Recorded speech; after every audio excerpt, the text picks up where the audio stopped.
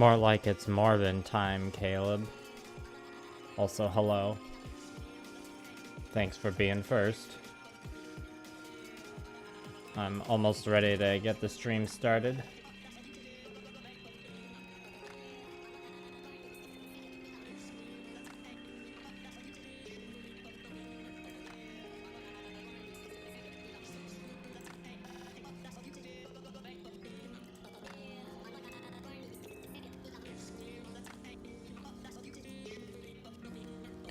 Sup, Cyber Scorpio?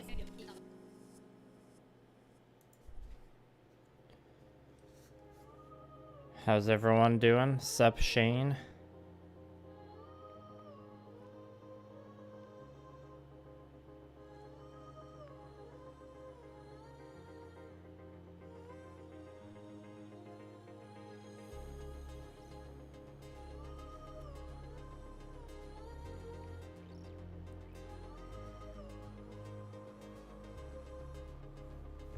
Okay, I just am going to plug in my phone and then we'll get started.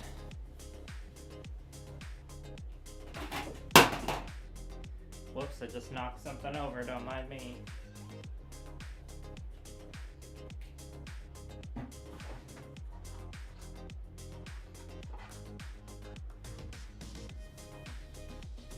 Air purifier just took a bit of a tumble there in the background.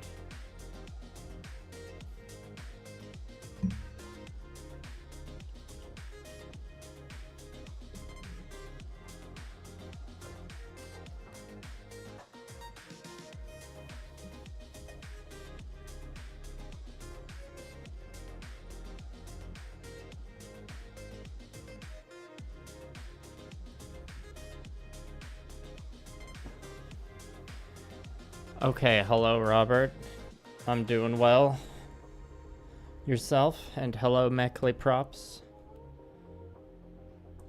Let's lower the screen there. Oh, camera looks a little blurry. The web camera looks a little funky there. Let's just do a quick little bit of clicking here, see if I can fix that. It's just that crappy webcam on my mic, so what you gonna do?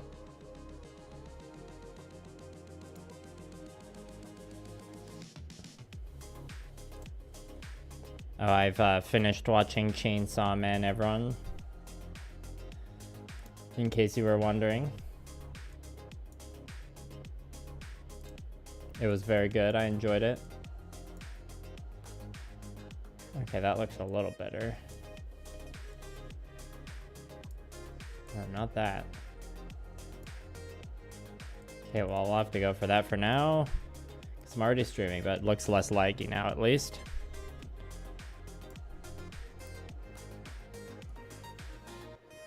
Alright. Cool, and it looks like the chat box is working. Shane, you just got your Master Grade Extreme Strike Freedom pre-order from a year ago. Nice. Congratulations. Before I get to painting anything, let me crack the old can here, because this is going to be a burping stream. The next season in 4 years? Yeah, we'll see. It depends on how long it takes the studio to finish Attack on Titan. They can take as long as they need, because that animation was really good.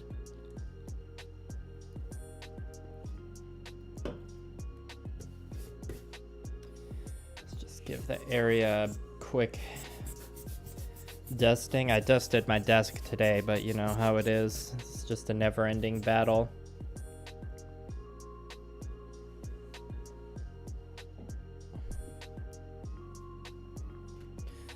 Got our glove here. And for this project, I'm using the new line of Vallejo game color paints. It's been a bit of a, maybe I'll go on a bit of a rant later about how some of the names are the same, but the paint colors look different. It's been a bit of a hassle.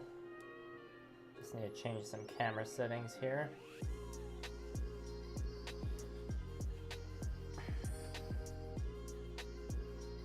And of course, just because of how my frequency has been for like doing my Instagram posts. The Gusion is like further ahead than it is on the whip posting that's been happening on Instagram. As usual, Patreon supporters are the ones that always see they're always the first to see the whips. And of course got the amusing feet glued to the base here. I'll probably edge highlight this first because this is just fun.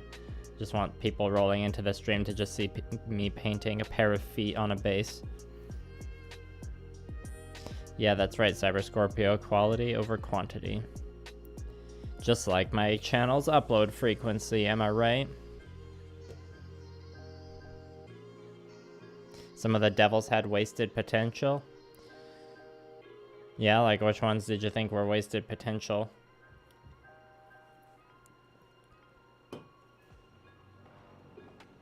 I think the whole concept of the bullet devil and like how it's briefly shown in the show is pretty cool. I was a fan. I just am rearranging my little dust protection box here.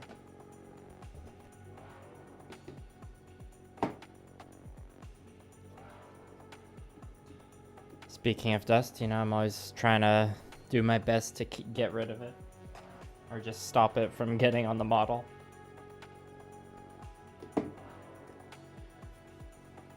And I just kind of have the air blower on hand at all times to just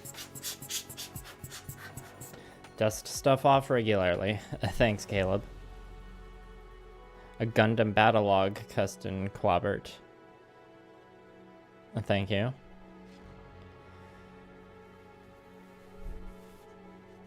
I'm not gonna wear the glove for this part. I'm just gonna save my hand the sweatiness for a bit, because when I'm painting the base, I can just hold on to the base rim. That's a big advantage of, you know, permanently attaching it. I mean, if I really wanted to snap the feet off in case of an emergency, I could. It's just super glue.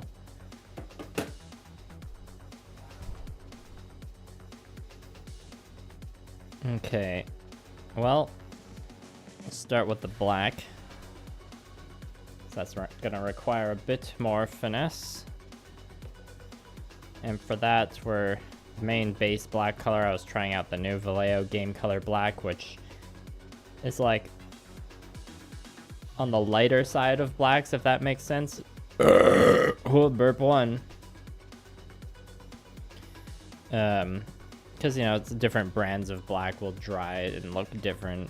This one's pretty matte, which I like. I'm still deciding, like it's not, I'm not getting like a super smooth finish from it. But I don't know, this is the first project I've really been using this paint on, so we'll see how I feel afterwards. I'll probably have something to say in the script for the video.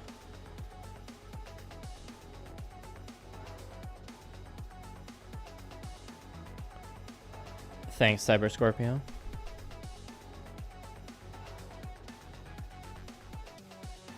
Yeah, Makima definitely is mysterious. Abyss or Infinity Devil.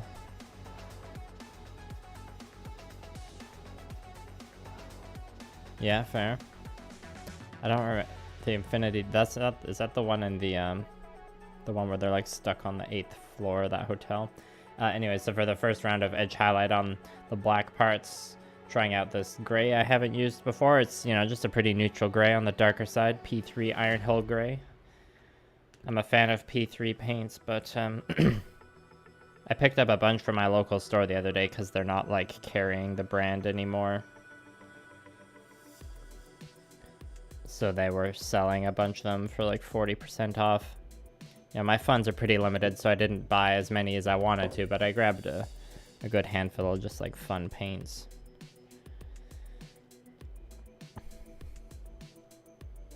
And going for like a roughly 50-50 mix here. I think I need just a bit more, just a little bit more gray.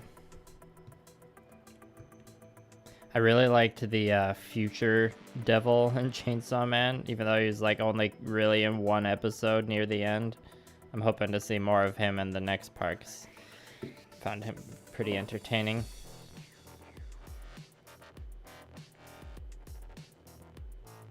Yeah, I feel all ready for the anime con I'll be going to this spring, because I've watched Chainsaw Man and Witch from Mercury now.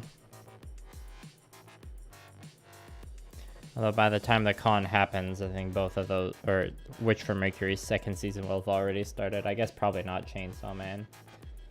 Okay, I gotta remember to pay attention to the camera autofocus and make sure it isn't fluttering around too much. And as usual, let me know if something's wonky with the stream that I need to fix, and I'll do my best to fix it for your viewing pleasure. And these feet are, I don't have to like put too much TLC into them because they're mostly covered up by the leg armor. It's only like the bottom half of the feet they're gonna be showing, but you know, I'm still gonna edge highlight this part anyways. Why not, right?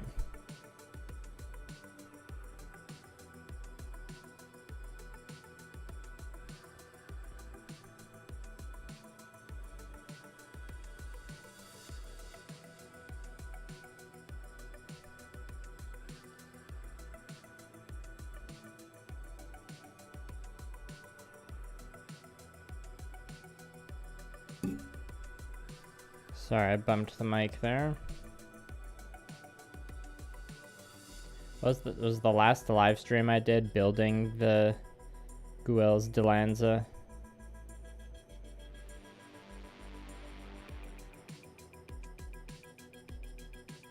Or is the last one I did a Conquest painting stream? Probably make the camera just a little bit darker, actually.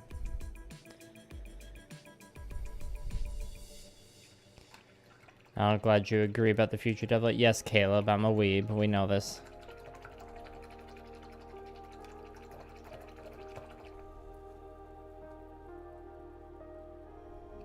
Yeah, I have to make sure I have stockpiles for the paints that are like in the painting recipe for my Conquest minis, because I gotta paint a lot of those, but I recently had to change up the recipe for that a bit because the new Vallejo game color paints don't exactly match, so I kind of had to figure out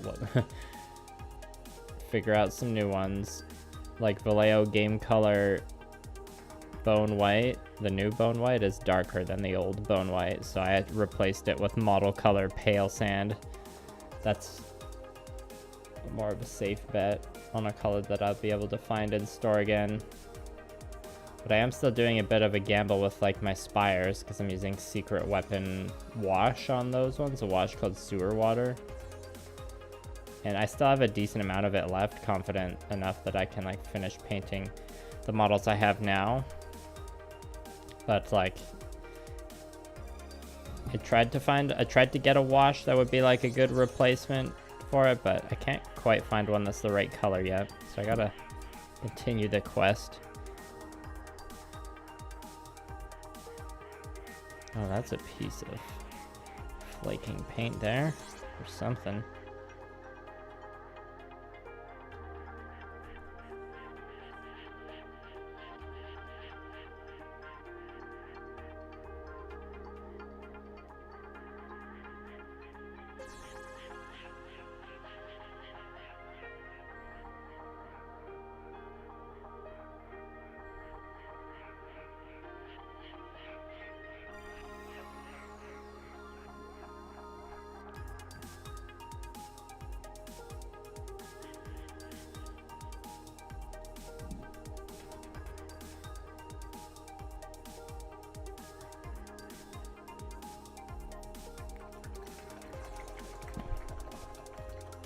The last one was the Delanza. What's this paint job based on? There's a few different sources of inspiration on this one. The burgundy color was chosen by a Patreon poll I did, though.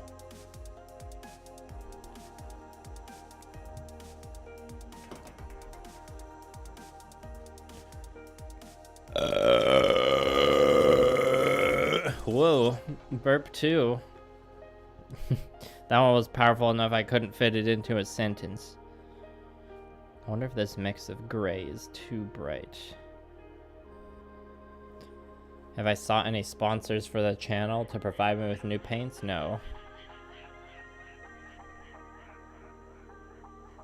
I don't typically seek out the sponsors, and I'm good for paint.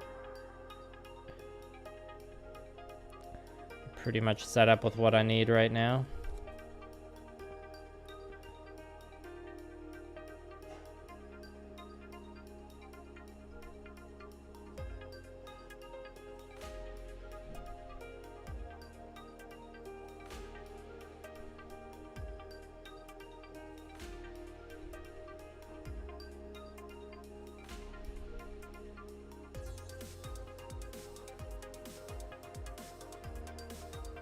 Alright, this part's a little tricky to show on camera properly. Hopefully I'll still have a decent enough view of the edges. It'll get better when I move on to the... I've been calling it burgundy. The color is P3 Sanguine Base. And I conveniently am gonna highlight it with Sanguine Highlight. Don't even need to mix anything.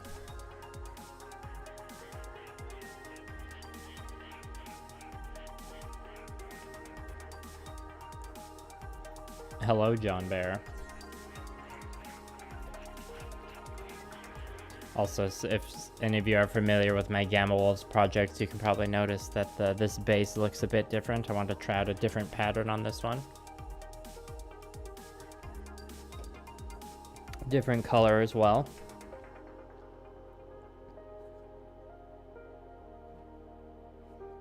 I'm pretty happy with how it turned out myself. It's like neatly divided into 4 quarters. So it can like multi-purpose as like arc markings for whatever tabletop game I happen to be using it in.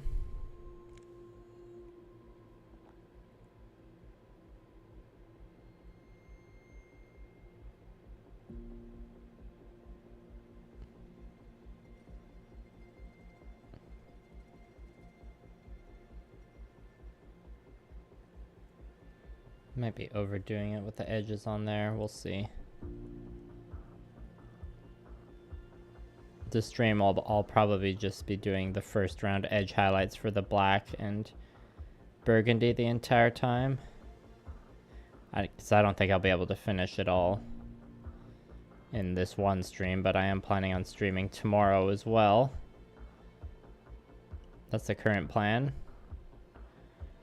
Verb 3.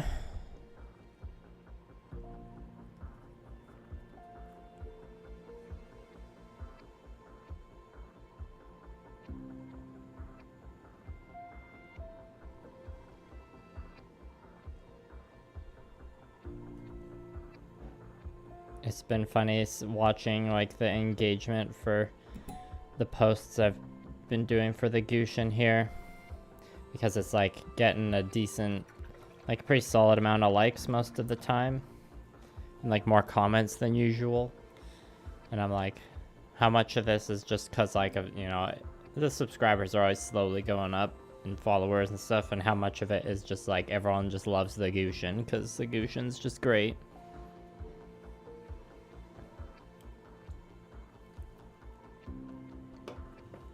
The Omnitrix from Ben 10. I was a little old for Ben 10 when it aired, or maybe I just didn't have cable at the time. I'm assuming that's one of the things that Ben 10 turns into, and it's like a green beetle or something.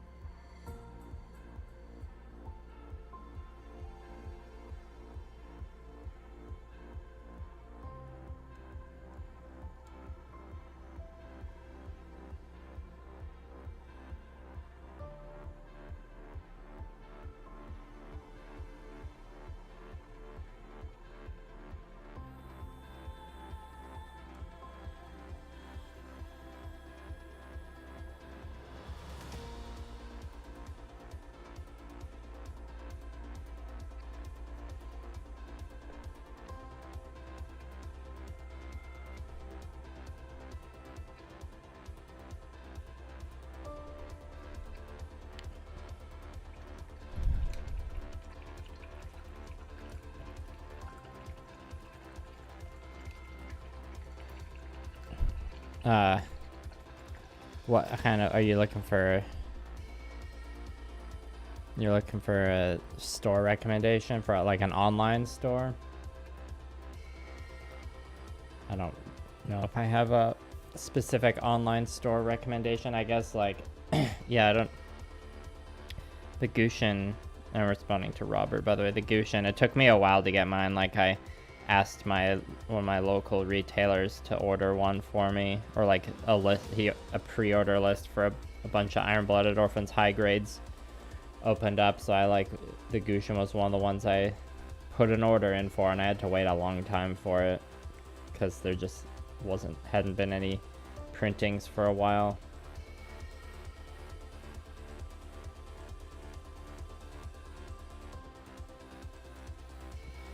Like your best bet for availability might be Hobby Link Japan.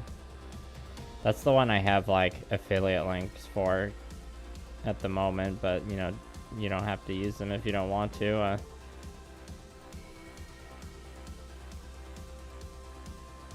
I don't like have good recommendations for stores a lot of the time because it,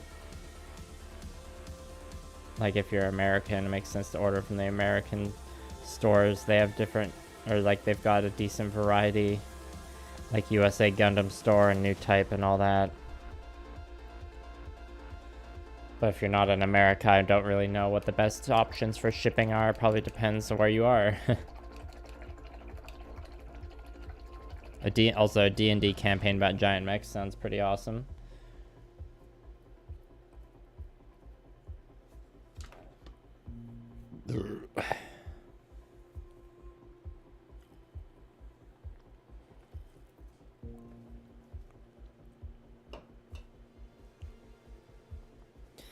Yeah, Shane, the 1/100 Gusion, that's a tricky one to find, and it's an epic one for sure.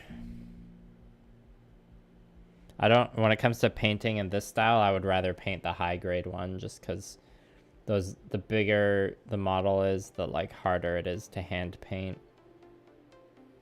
Like I've already been having issues. Well, it's not necessarily issues, just kind of the nature of hand painting models like this. It's tricky sometimes. There's something on the base I'll have to sand off later. What was I saying? It's tricky for like the large open flat surfaces to not have brush strokes showing. And you know, I'm okay with brush strokes showing a lot of the time. But like, we take the same model and move it up to a 1/100 scale, all those problems get worse. Or challenges, I should say.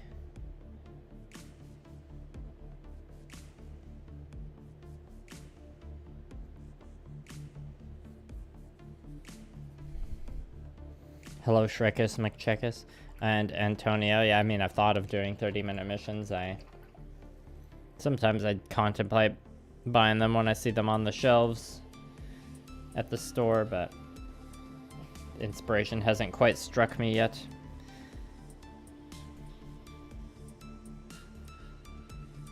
And like, I don't exactly need the kit bashing fuel because I've got a lot of my bits graveyard is pretty well stocked right now. Same with the backlog. Maybe if I didn't have so much in my backlog, I probably would have gotten some 30-minute missions by now.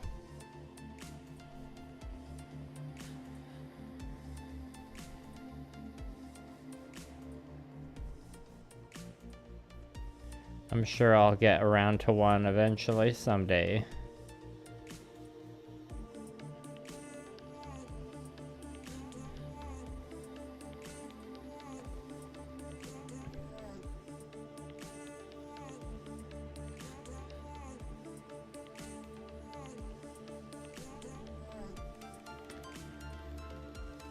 Okay, well, I'm gonna grab a different piece to paint the black on, just because I got a decent amount of black on the wet palette still.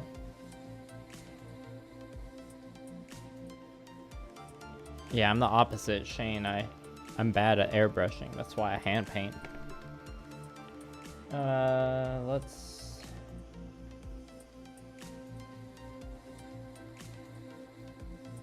do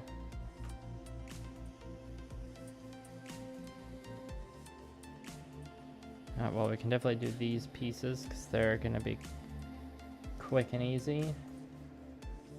And maybe the head.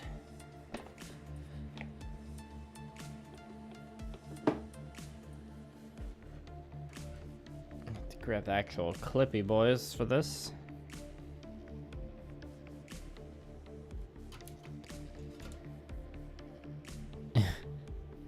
Yeah, I've gotten a lot of comments about this being the Thor kit. There's a lot of different things it looks like. That's what's so fun about it.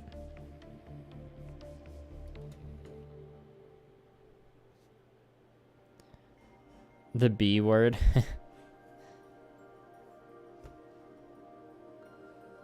B is in backlog. Is that the B word?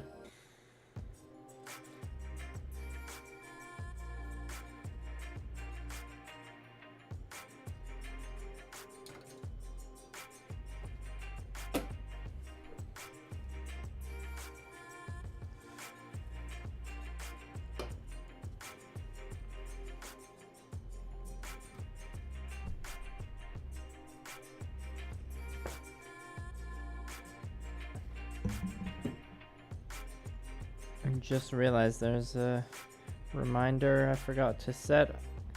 Just gotta press a button here quick.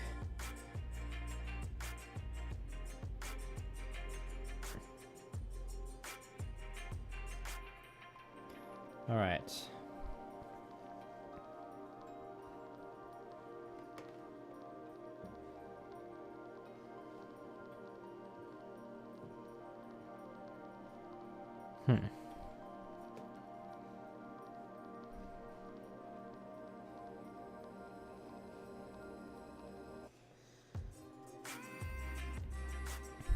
$120.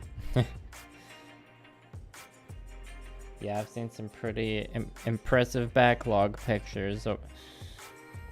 Ones where like the entire closet is just Gunpla. Burp 4. Oof, it's been a big burp stream. Been a big burp stream today. If you're wondering why this paint finish looks a little weird, it's because I sanded it down a little bit, so it's gonna get just one more thin layer on top there. The P3 paint's good, but it's not designed for use with Gunpla stuff, so I gotta do like 4 or 5 coats on some sections, the particularly flat ones. I don't know if I've done 5 coats on any parts, but there's definitely some parts that got like 4 thin coats.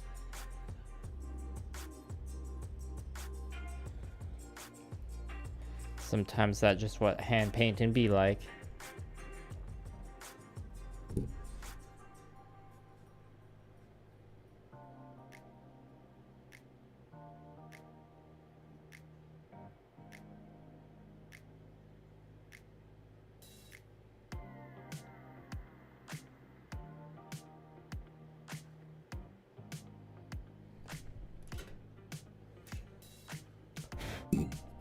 Sorry, I keep bumping the mic with the end of the brush there.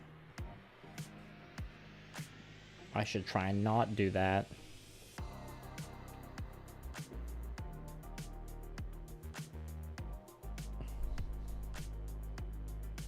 Yeah, good old wacky weather. There's definitely a couple weeks ago, it was very cold and I had to strategically plan my airbrushing.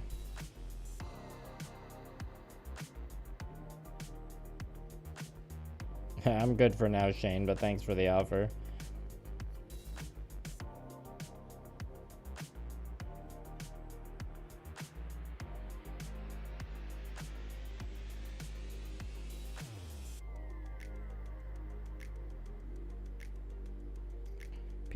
People have sent kits as donations to support the channel in lieu of monetary donations before. If you want to do that, you're welcome to send me a private message on a platform you're able to do so. Yeah, that is bad for airbrushing.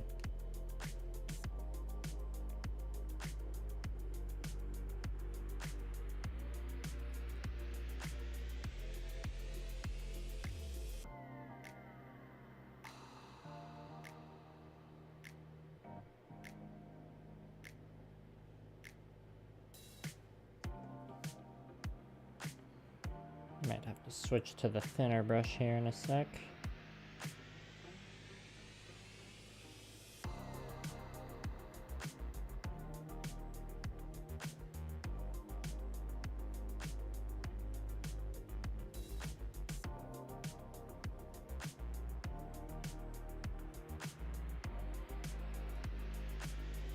Yeah, let's switch brushes now.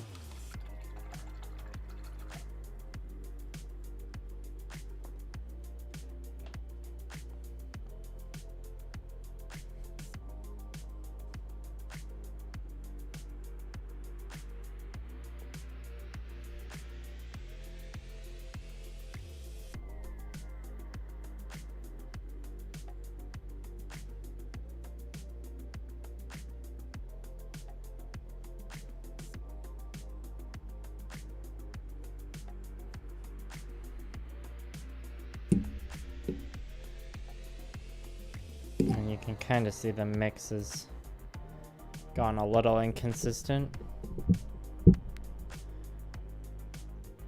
Or some of the gray looks darker than other bits of the gray. But the next edge highlight after this will just be the straight up mix of the P3 gray paint. What's it called? Bastion gray? No, Iron Hull gray.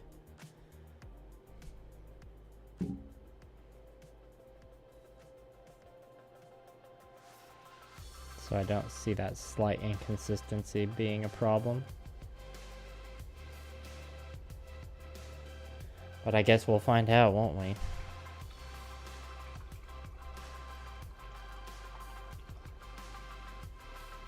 I mean, I'm kind of in a cold, high altitude environment.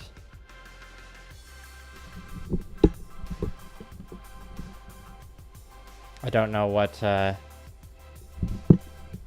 I've never used any like specific advice when it comes to high altitude cold environments, other than like if it's super cold I just can't like airbrush, because you know I open the window to let the hose vent the air through.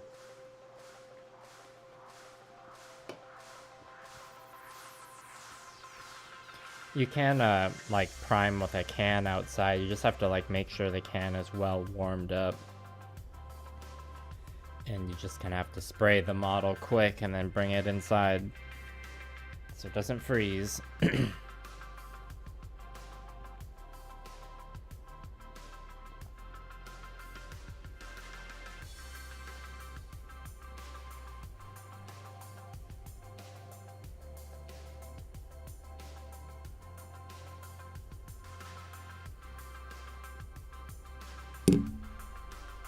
I tried to move the mic so I wouldn't bump it, and maybe if I move it there, that'll be better. Hopefully you can still hear me well enough. Okay, back to edge highlighting.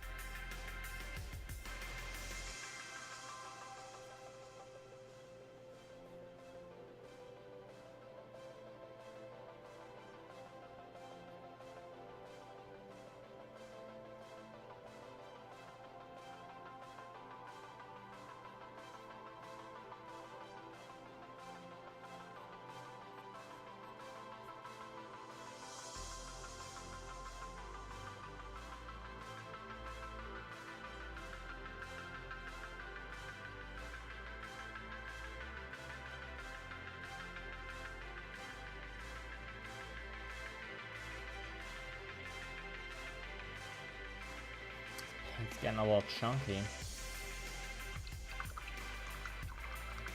Insulated air conditioner cord.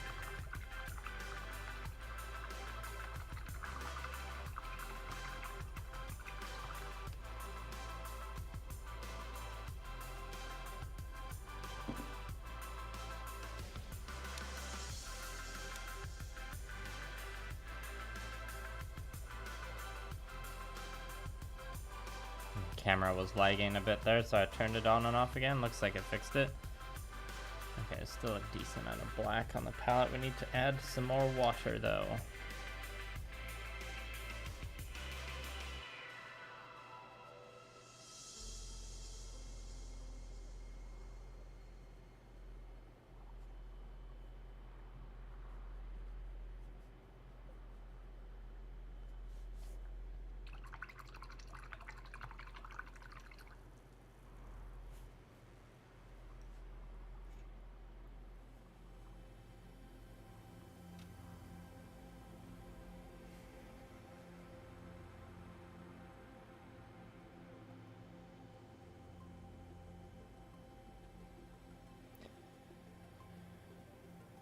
As much as I was lamenting my backlog earlier, I am tempted to add the aerial rebuild.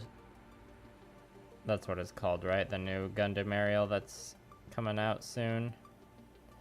The one that shows up in episode 12. Or even the full mechanics Gundam aerial. Those look like pretty fun kits.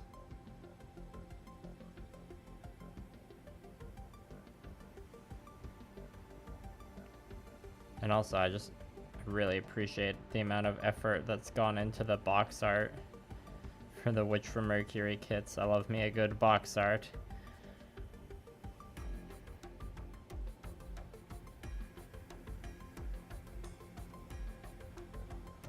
As I'm sure many of you are aware if you've seen any of my videos.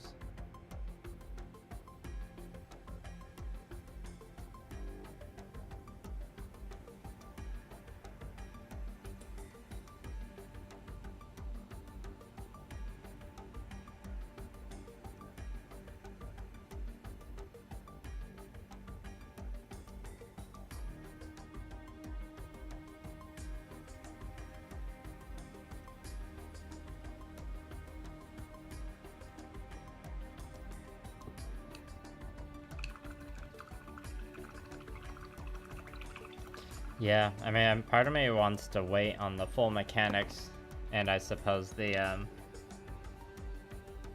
high grades as well, for when there'll be a master grade Gundam aerial. I feel like that'll happen eventually. Who knows how long it'll take though. I guess that could be a solid 3-4 years away.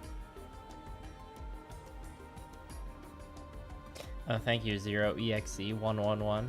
Sorry I missed you there. Glad you like the colors and placement. Okay, we gotta do some black on one more piece and we'll go back to the feet. Let's work on this here arm. Guess we can take these off the clips now. Leave the head on for another minute. Kitbash idea, age 1 with Dairy Bald. Is the Dairy Bald from Witch from Mercury? Burp 5. Yeah, Witch from Mercury is really good. I liked it at least. I don't know, how much of an anime watcher are you that like Witch from Mercury has that collection of Gundam tropes and just like general teen-oriented anime tropes.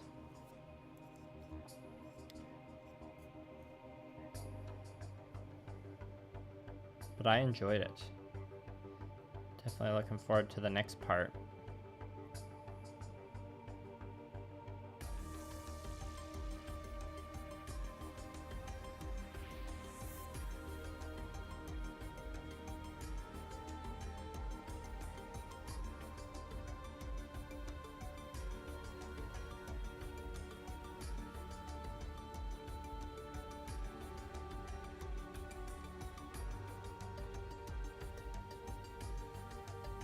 Yeah, that name Dairy Bald sounds familiar.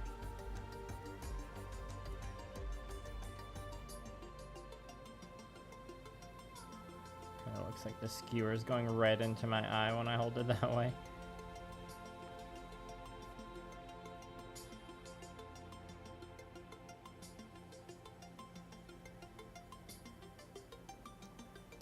Yeah, well, yeah, it's hard. I guess we don't really know how many seasons Witch from Mercury is gonna be, or like how many episodes total.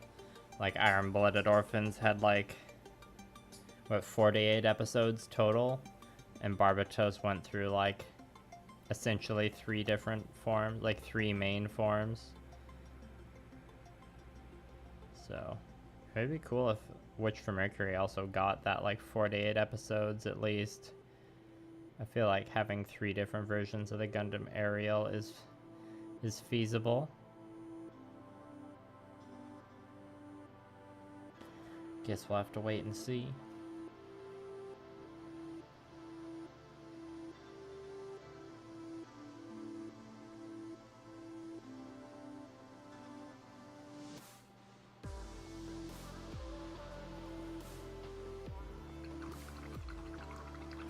Yeah, Witch from Mercury and Gundam Age have some similar design elements, I suppose.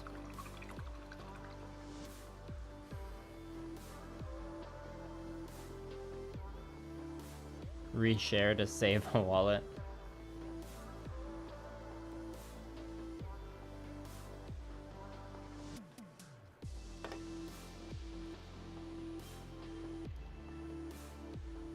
Yeah, I guess Master Grade Barbat are like a decent amount of, or maybe a lot has changed about the way their model production works since they did Master Grade Barbatos. Maybe we won't have to wait as long for the Master Grade Ariel. My gut says probably not, though. We'll probably have to wait like 3-4 years again. Although I suppose 3 years would be, that would be like faster than expected. Definitely wouldn't complain about that. Still, that's a long wait. It just feels long because, like, you know, the show is airing and everyone's hype about it right now.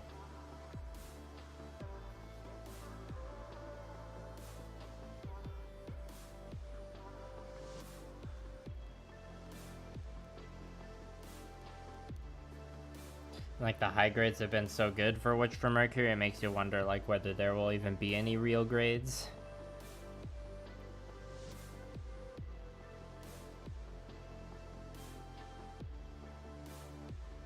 I mean, I'd rather have a Master Grade Gundam Ariel than a real grade Gundam Ariel, personally speaking.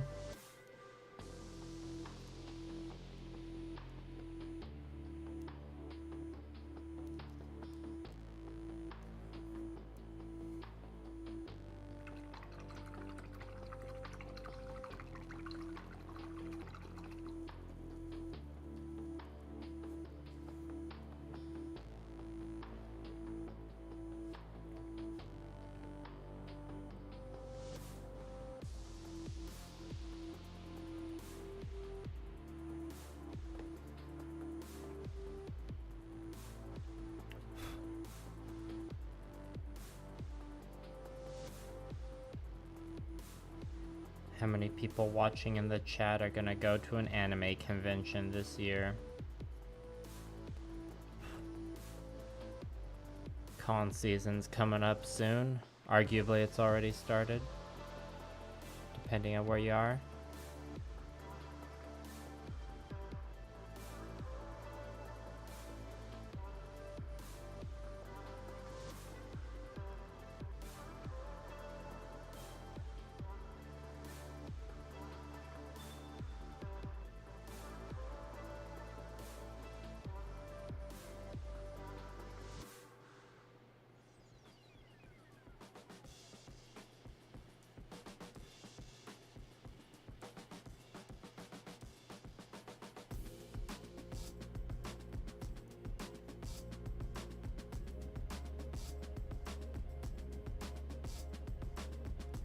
And if you're wondering how posable this kit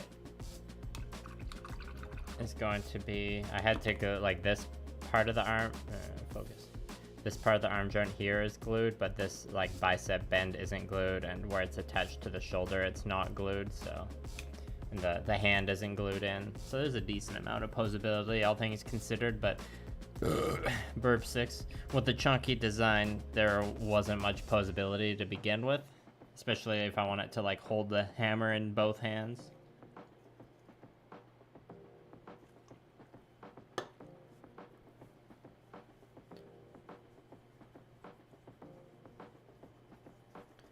Shift the base color of your black and the Zeta to a browny red, burgundy. Well, if you're keeping like the blue, red, and white the same, probably like, you know, a burgundy like this or something more on the purpley side would look good. Possibly better than a brown, depends. In a decade or two, yeah, maybe. Oh, your first anime con at the end of May, nice. Yeah, sometimes the lines can be pretty long, Michael. And the one I go to, it's like in my mid-sized city, so the con is mid-size, so the lines usually aren't too bad, depending. Like if you can plan the visit strategically, but yeah, it is a lot of people. Yeah, Ethan, I'm not doing any commissions right now, but I'm willing to hear you out or consider them if you want to send me an email or a message on Instagram or something. I prefer an email. You can get my email from the About page on my YouTube channel. Should be like a button you click. It says something like, for business inquiries, click email, and it like just reveals it. It's mil.mod.mayhem@gmail.com.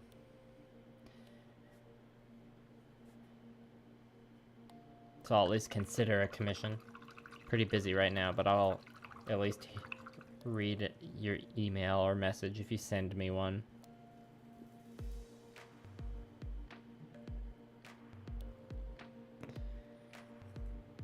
Yeah, I think Cyber Scorpio, if there ends up being a kit like that, it would probably be, you know, have their usual TLC in terms of, or attention to detail when it comes to their solid engineering.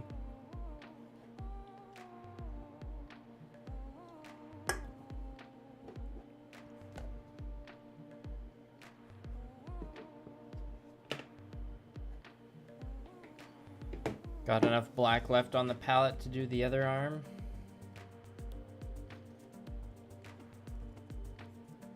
And this one you can see I've done some of the sanguine red highlighting already. I just was recording some to the camera's memory card earlier, you know, for like the actual video.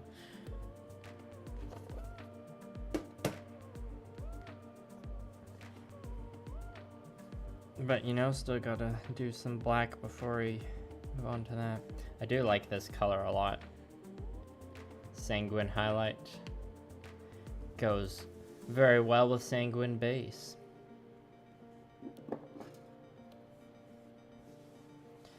Good old Anime North. Yeah, that's probably a pretty big one.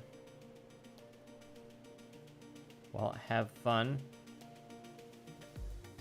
Try not to get too overwhelmed in terms of like the stuff to do, because there's always like, or just accept the fact before you go that you're not going to be able to like go and see and do everything that you want to. You kind of have to pick and choose. So, you know, it's like too much of a good thing is the problem.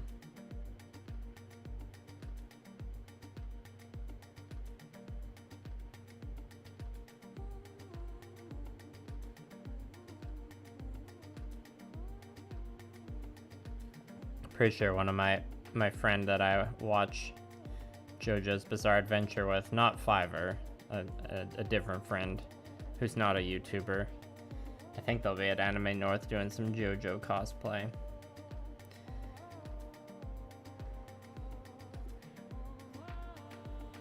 The best kind of cosplay, you know. It's one of the more challenging cosplays to pull off are most things from JoJo's Bizarre Adventure.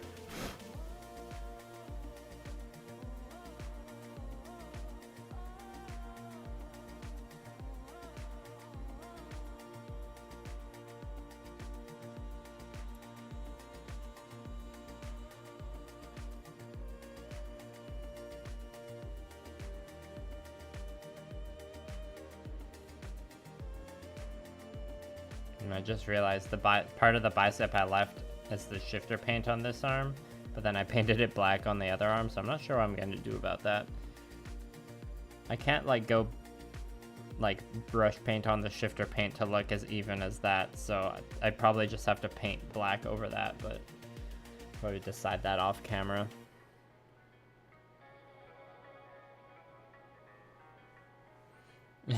Thanks, Skylordian. Yeah, when it's not holding the hammer, it does have pretty cute arms. Well, I mean, when it's holding the hammer too, it looks pretty cute and silly with its tiny arms. These arms aren't any shorter than the original like Gusion arms, but they are like a bit less bulky. But the way the Gusion like forearm armor was designed makes it like as limiting on how it could hold the hammer, just because the hammer would like knock into the wrist guards. So that was one of the reasons why I switched to the Delanza arms. I don't think I would have been able to get the Gelgu shoulders on as easily with the original Gusion arms as well.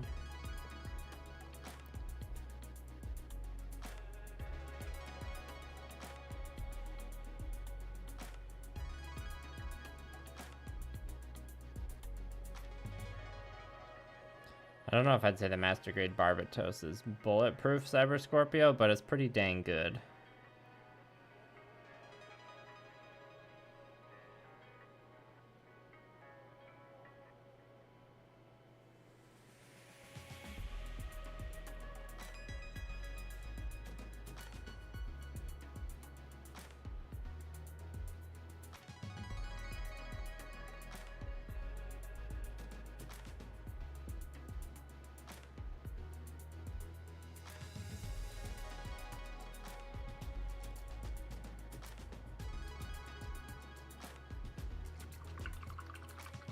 The first 12 volumes of 5-star stories in Vampire Hunter D. Well, Anime North is definitely a good place to go to try and find some of that stuff. I don't know if it's the best place to go for prices, but you know, when you gotta find that rare anime, you gotta find that rare anime. I feel ya.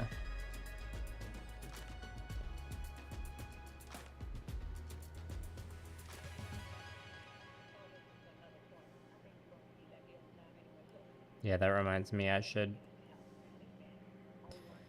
go through my collections and put a list together of missing mangas and animes that I want to try and add to my collection at the con this year, so I can have a more focused approach when it comes to browsing the vendor hall, because you know, there's a lot to take in there. I think the con I went to last year, I ended up buying like it's like a strategy guide to BioShock Infinite. It's like, ah yes, my favorite anime video game, BioShock Infinite.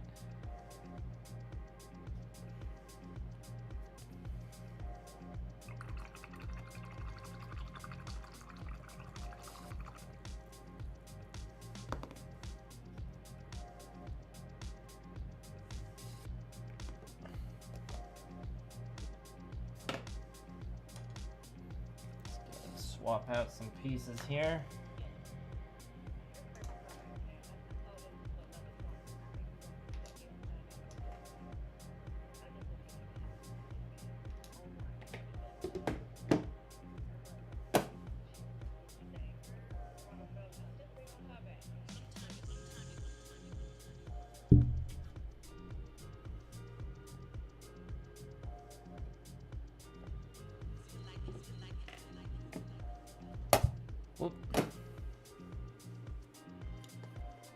So you can kind of see the texture on the hammer here. This is like sanded down a little bit too. And by sanded down, I mean like rubbed with a 6000 grit sponge, sanding sponge type deal. So, you know, I'll give one more coat over this. The black, yeah, I should probably do it on this piece too.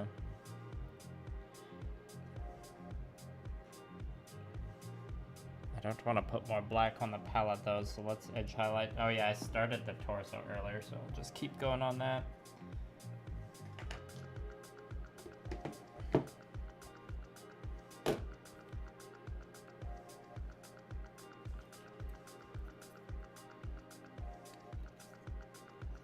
I like how the shifter paint looks all like up in the like head cavity here. And I managed to like paint neatly enough along the panel lines that the shifter paint shines through in the panel lines. So I think that's pretty fun. Yeah. Sorry, Shane, it's not hammer time. It was a false alarm. Yes, I need the... I only have volume 3 of the Berserk Deluxe Edition. I could... At the time, I wanted to buy more, but I was like, I can't afford to buy as many as I want, so I'll just buy the one that has my favorite chapters in it. The chapters right before the eclipse.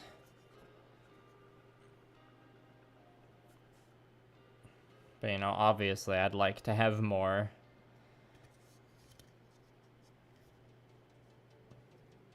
Because those deluxe edition mangas are nice. Very nice.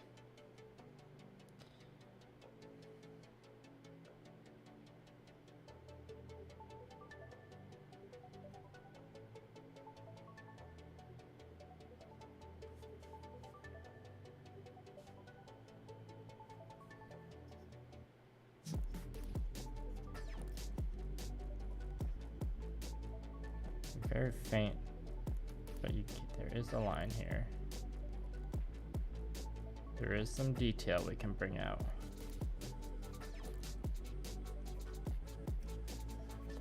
It's like scribing when you just like accentuate the panel lines that are already there and don't add any new ones. You're bringing out the detail that's already in the sculpt. Well, Caleb, the best way to experience the Berserk story is to read the manga.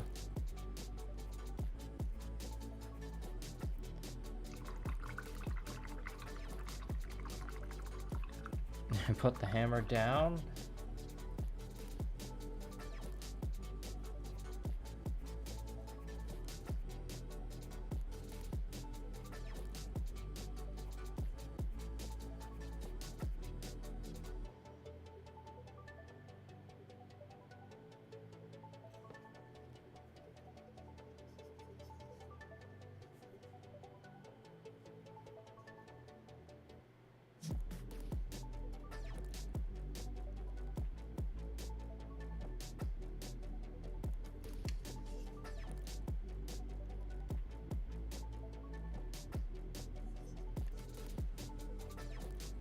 I didn't watch the Oscars because I don't really watch them.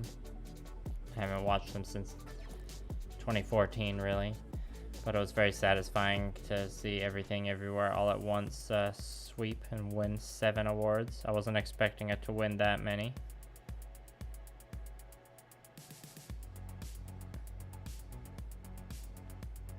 But I'd say it deserved it.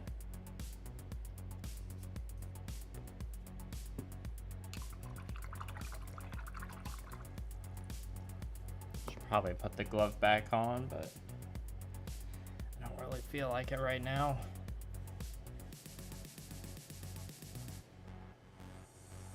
There's still some... I think the black I'm highlighting right now could arguably use another base coat of just black.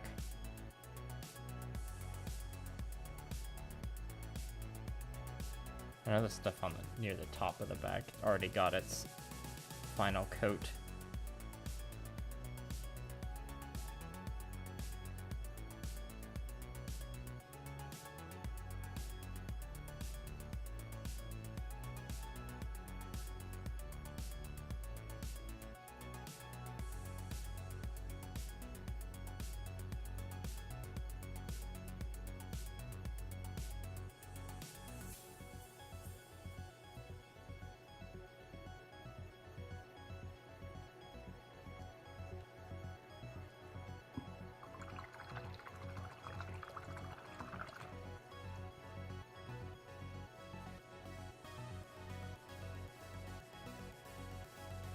No, so far all the painting I've done up to this point on the Gusion has been pretty standard Millennial model Mayhem fare, but when I'm done the edge highlighting phase, It's gonna start diverging and I'm gonna be experimenting a bit. Not gonna be like my other Gamma Wolves projects. And this will be playable in Gamma Wolves, of course. I have some PDFs sitting on my desk, though, of other Gunpla tabletop gaming systems, or like systems you can use Gunpla with. I've been meaning to read. Not that I am trying to move on from Gamma Wolves, I'm not. I just like want to experience, like just see what other offerings there are out there for Gunpla tabletop games for comparison purposes. Oh, I heard that Pig movie was good. I haven't seen it. Nicolas Cage is in a lot of underrated movies, though.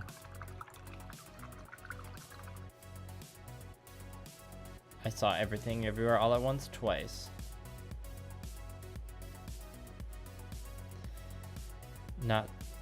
Nachitoches tank model kits. Haven't heard of those. Joseph Seed from Far Cry 5. They force everyone to work on Gunpla. Is Far Cry 5 the one set in America? I haven't played any of the Far Cry games. I'm just like vaguely aware of them. Everyone says the third one's the best or something. I can't remember. Fake gamer confirmed.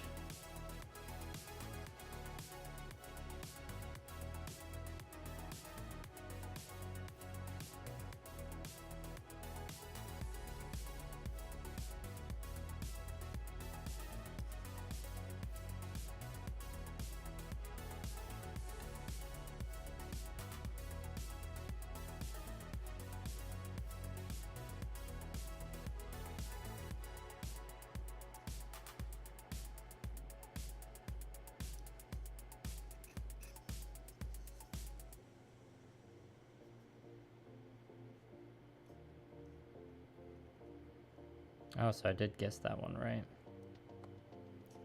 Yeah, I mean, as an outsider to the Far Cry stuff, it just seems like they all are kind of the same format that worked for a while, but then got stale. You know, by the time Far Cry 6 came out or whatever.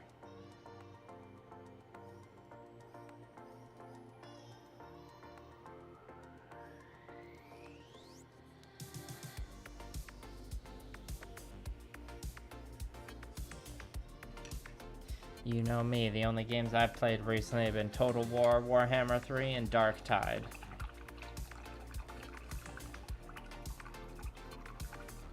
No problem, Carlos. I like to bridge those miniature painting and Gunpla hobbies. That's how I got going, or that's how I do things.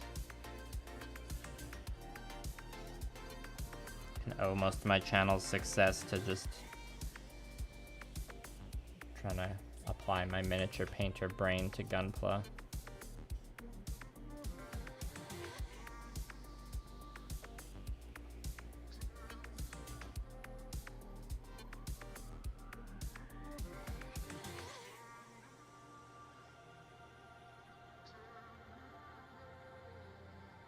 Are you talking about that part from the Avengers, Cyber Scorpio? Definitely one of the best parts of that movie. I dusted my room today and there's still just dust that just appears on the model. Out of nowhere.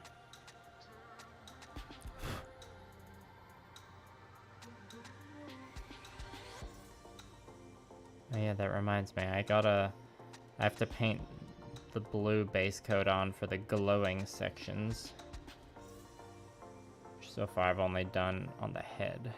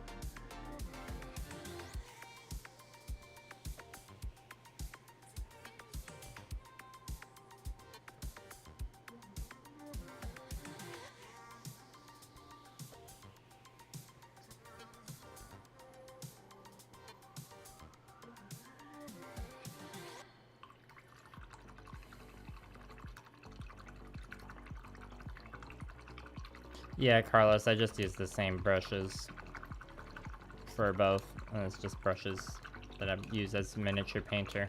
I didn't buy specific brushes for Gunpla. Sorry, the camera's glitching out there. I'm not exactly sure why. Just gonna turn it off and on again. I hope it goes away.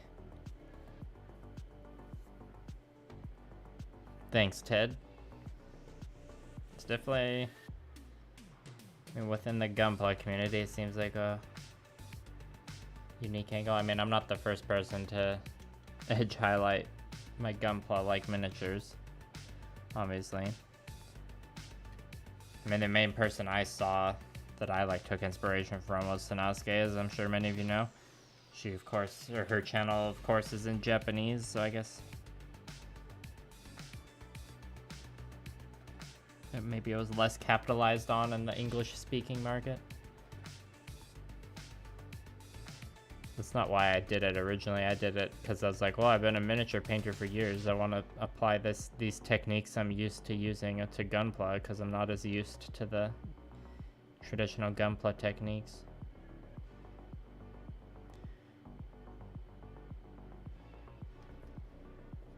Customizing a Gunpla in the traditional manner, though, is still appealing to me. I'm sure I'll have another project done in that style eventually.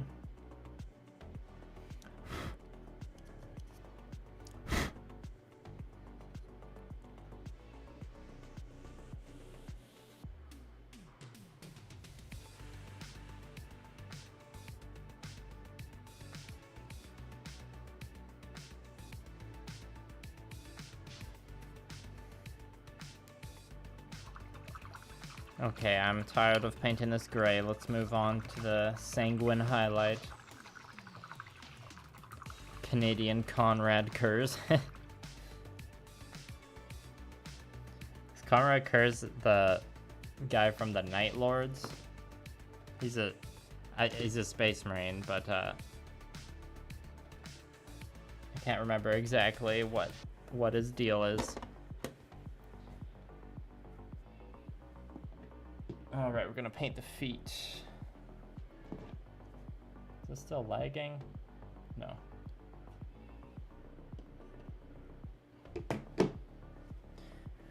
Back to the feet.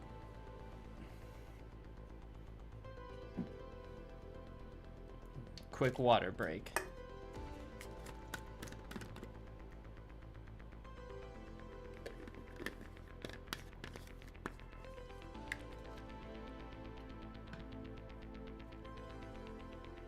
The new Geralde's Infinity, like the... Are you talking about the airbrush or models for Infinity?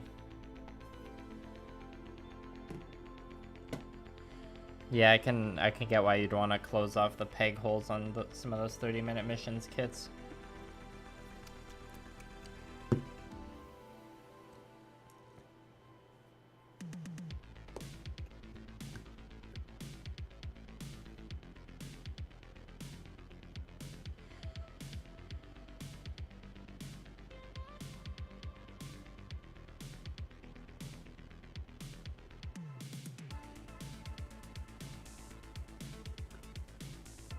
Oh, nice. That airbrush looks very nice, of course. Makes sense that an Hell Geralde's branded airbrush would be a very high quality one. Sup, Nathaniel? Long time no see. Thanks for coming. How you doing? Welcome to the feet painting.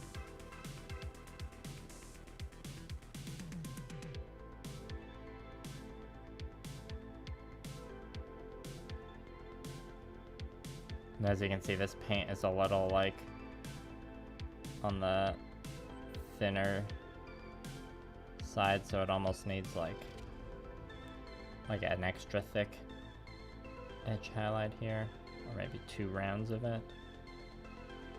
Depends. I'll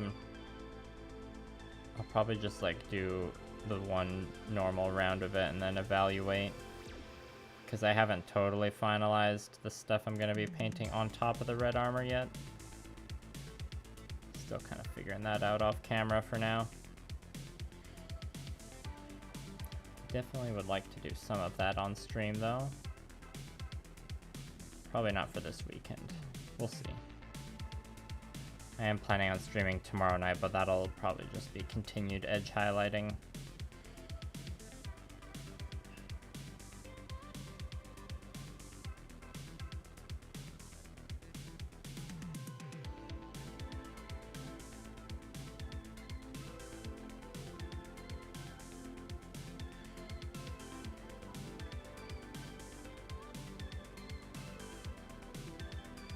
These edge highlights up here on the top part of the foot, like, I don't even know if they're going to be visible at all, so I shouldn't spend too much time on them.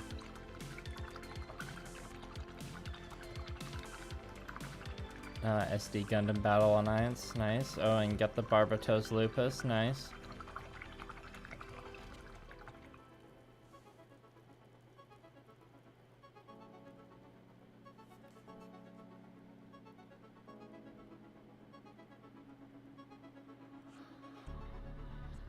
Post-stream feet pick means. I mean, the thing I posted to my story for the stream promo was like a feet pick.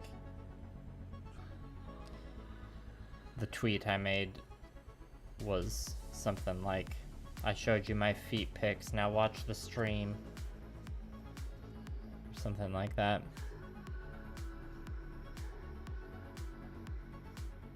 Try and figure out some sort of dumb joke to write into the script for the video.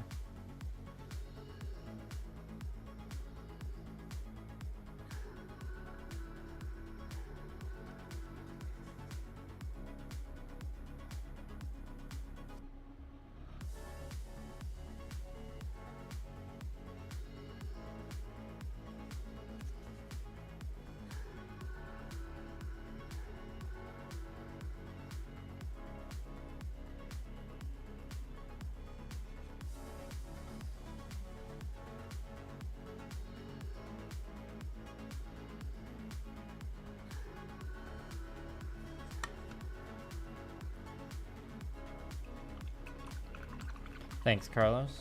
Yeah, this base is a new pattern I tried out first time, or this base is like a prototype for a new pattern. I'm pretty happy with how it turned out.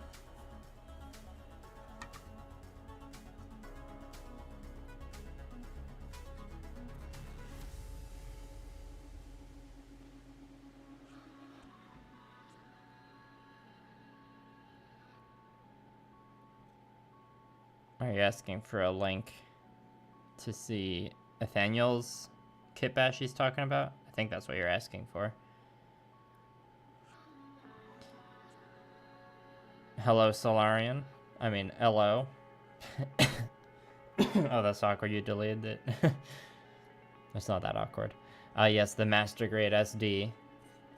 I was tempted to get that just, you know, for the uniqueness of it. I'm not, like, big into SDs either. Or Freedom Gundams.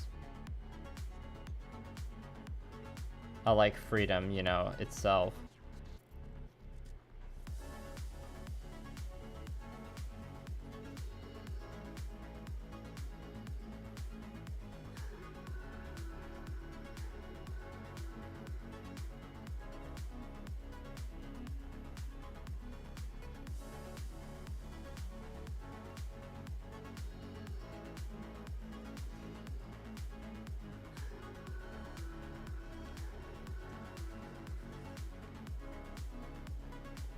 Yeah, it does kind of look like the X-Men symbol.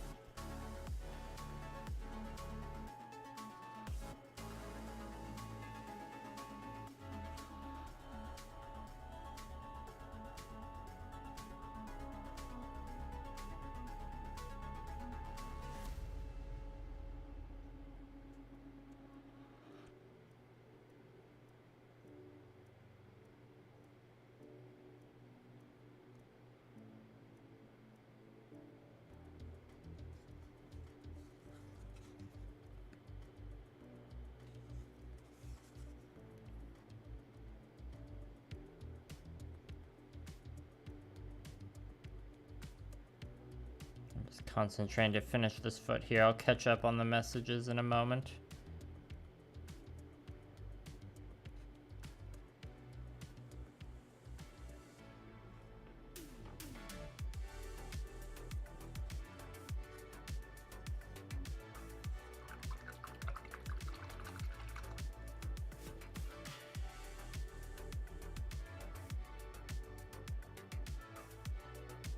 Yeah, kits have grown on me before, too.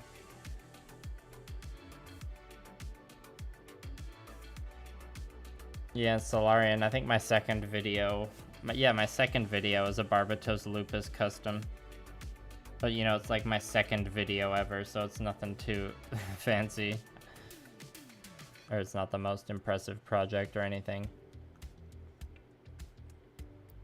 But it's an important part of my backstory, I guess.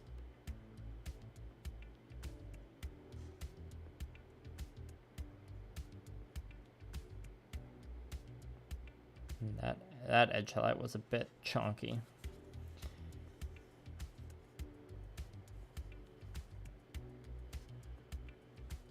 Yeah, some of them look like they could use a second pass, actually.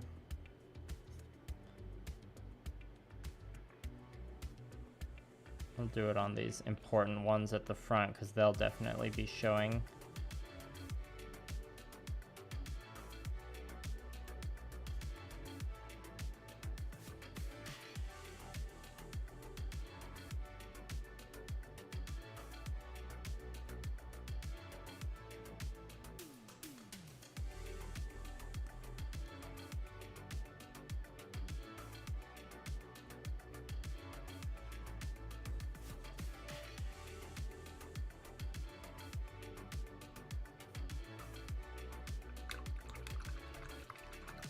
Yeah, that's it, Ethanol.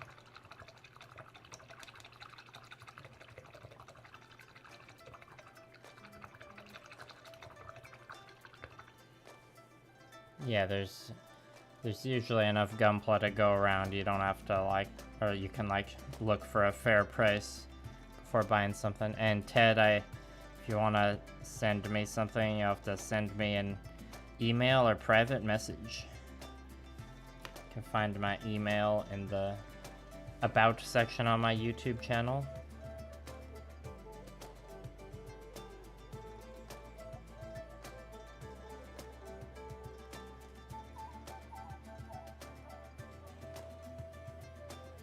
I think there's like a button you have to click to actually reveal the email, but it's MMMayhem, like MIL.MOD.mayhem@gmail.com. Or you can message me on Instagram or Twitter.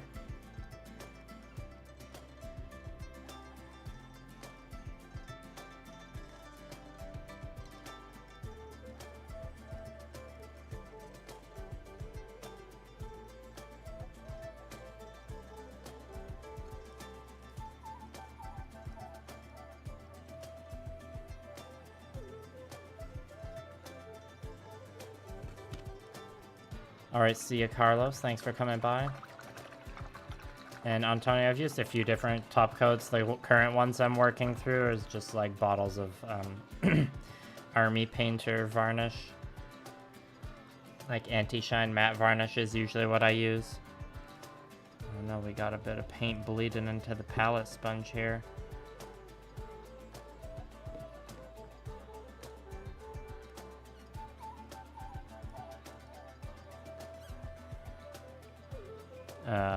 Yeah, what was I saying? Top coat. Yeah, that's the one I've used most recently.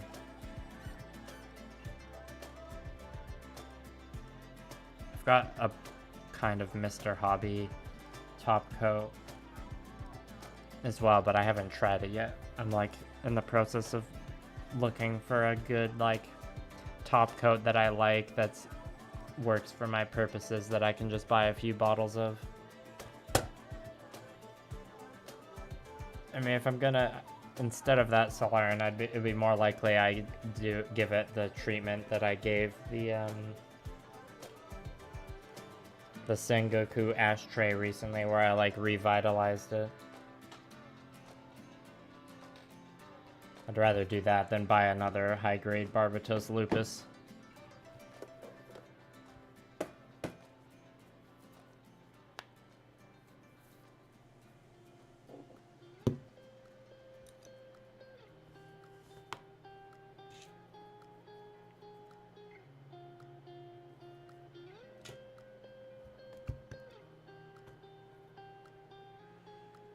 Yeah, one of the reasons why I like to hang on to my old minis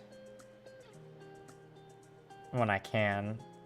Especially if I've painted them, is because it can be a real trip comparing like your recently painted minis to the minis you painted like a decade ago or whatever.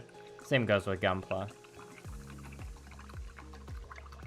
I'm not saying your idea was bad, Solar, and I'm just saying if I was to do it, I've already had the idea in my head for a while of like doing the revitalization thing for the Barbatos like I did with the ashtray. Or I guess now it's the Shimazu ashtray. The Shimazu ashtray. I called it ashtray so many times it's hard for me not to now.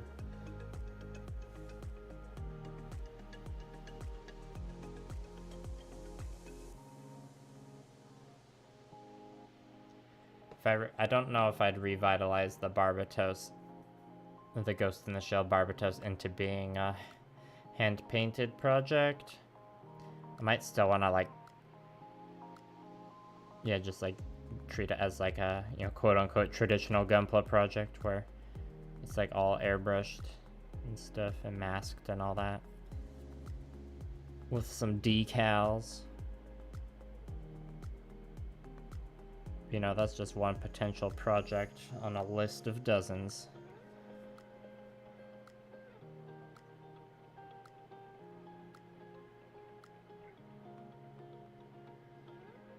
It's been validating seeing people's comments on the whip posts and like how well the Delenza head goes on the Gusion body. And like that was how the idea for the concept for the Kitbash started essentially. It was like, oh, I bet that head will look good on the Gusion body. So I did it and it worked.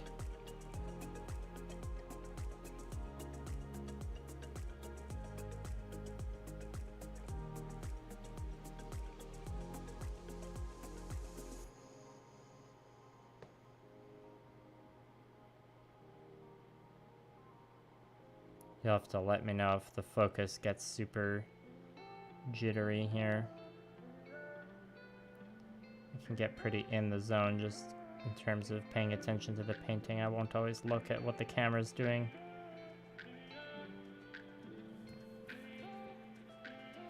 New Mr. Hobby Aqueous Premium Smooth Clear UV Top Coat. Yeah, but with my Gunpla stuff, I usually airbrush the top coat, and then with minis, I usually just do the rattle can, but it depends. Depends on the project. Any tips for finishing a kit that's not fun to build? Try and just get through it. Just try and get it done as fast as possible. When I have, like, if there's kits that are really tedious, I'll build, or usually with kits in general, I build the arms, like both arms at the same time. Just building one entire arm and then building the second arm right after when there's a lot of pieces that'll be similar. Like when you do them one after the other, it just feels way slower, more tedious. You know, everyone has their own different ways they like to build. Yeah, I'd say like just try and get it over with fast, because if you put it down to work on something else, it's gonna be hard to like get back to it.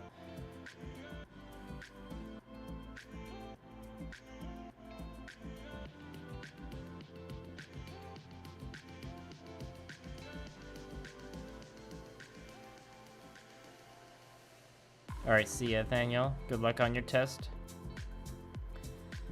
Yeah, and Ernesto, usually when I post the whip photo where it's just black primer and shifter paint,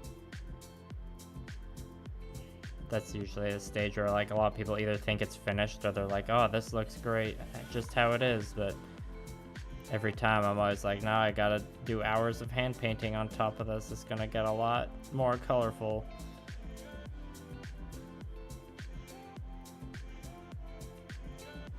It's crazy what you can do with just some black and some shifter paint.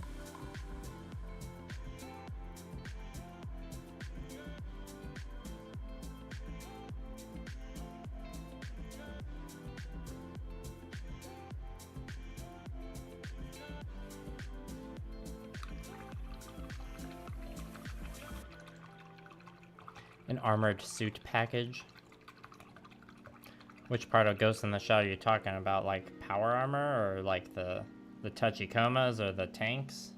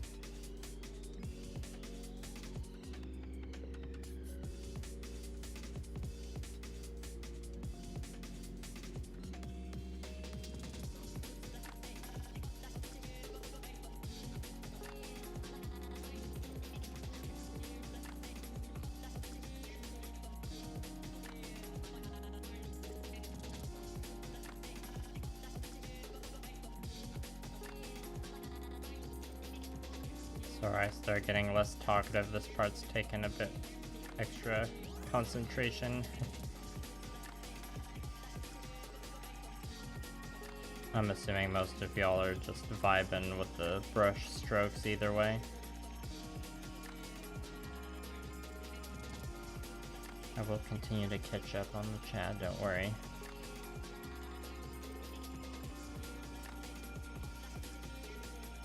Yeah, the sanguine highlight doesn't go on quite as smooth as some of the other P3 paints, but it's not that much different. It, you know, no surprises at all that it does look, or it does go well with the sanguine base.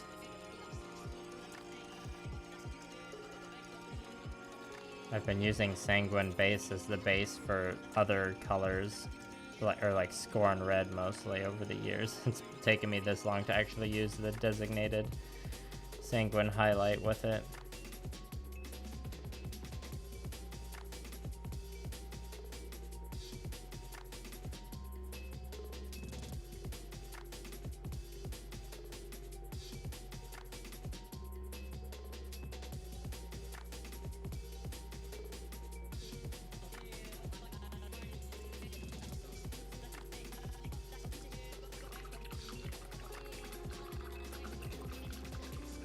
Oh, you're saying for the Ghost in the Shell Barbatos. I get you, I get you. That's right, Cyber Scorpio. Barbatos, or yeah, Barbatos with like the 4 wheel legs of the Tachikoma or something like that. Barbatos would probably look good in Tachikoma colors too. I'm just imagining Barbatos, but like with the Tachikoma voice actor.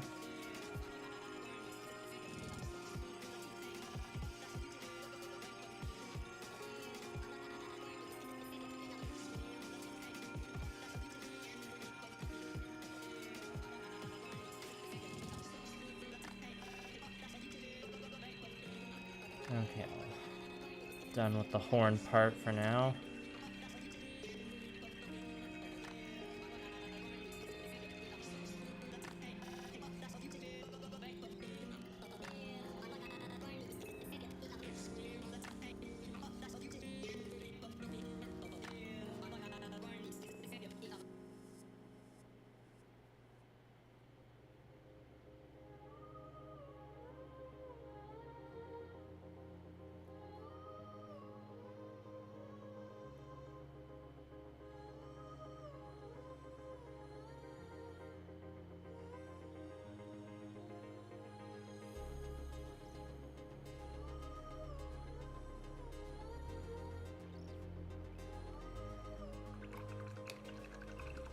A dedicated table for Gamma Wolves?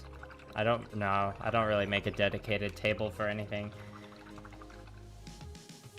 I have like the local hobby store I go to is like focused on games mostly, and they have like a pretty good collection of terrain that like customers can use. And like my space is pretty limited, so I've got my collection of like, I've got a couple different sets for that can be used for oh no, the palette paper be drying. Yeah, I've got a couple different sets that can be used for various sci-fi games. Like I can get a decent amount of table density for a game of Infinity, or I can have it a bit more spread out, you know, for something like Gamma Wolves. And then I've got like one set of terrain essentially for use in fantasy type settings. And then if I want, if my hankering to play a minis game with like a lot of big epic terrain is stronger than that, then I have access to a lot of really nice terrain at my local game store. They have like a night of the week that's like the open miniature gaming night. You can go for free, and then other days you gotta like pay $5 or something to reserve a table, which I think's reasonable. I guess my dedicated Gamma Wolves terrain is like the terrain I painted in that video, the one I put out right before the Gamma Wolves battle report. But it's not like I don't use that terrain for other games. Ah, sanding nubs on a perfect grade build. That's gonna take you months. Imagine Barbatos as a person. That's fair. It is pretty humanoid. Barbatos Lupus Rex slightly less so. With those big arms. And the tail.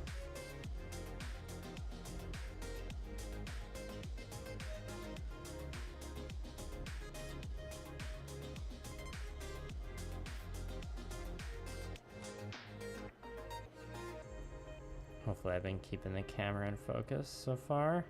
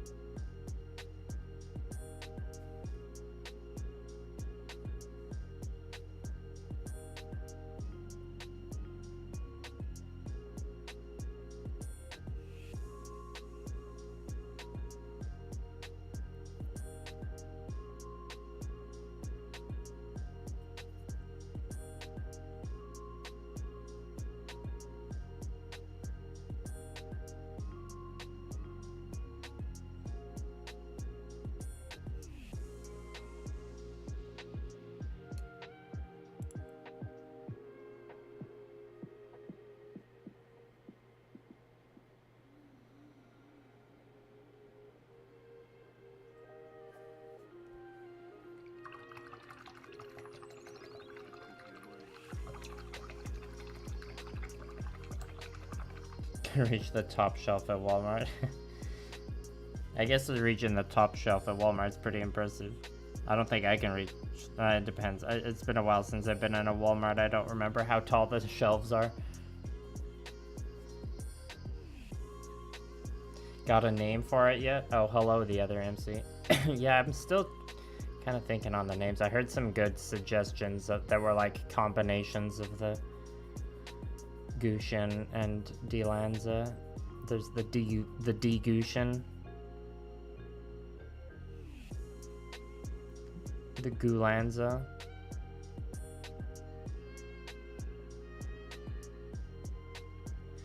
I'm aiming for its armor to look like very fancy and regal when it's all done, so I kind of want to give it like a cheesy knight name, like, you know, Sir Gusion of the House Thick. Who knows?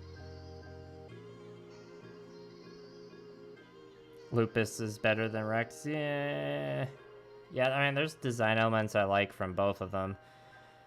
I like the head on Rex better, but I like the... I don't like the tail as much. Like, I guess I like the body or like silhouette of Lupus more.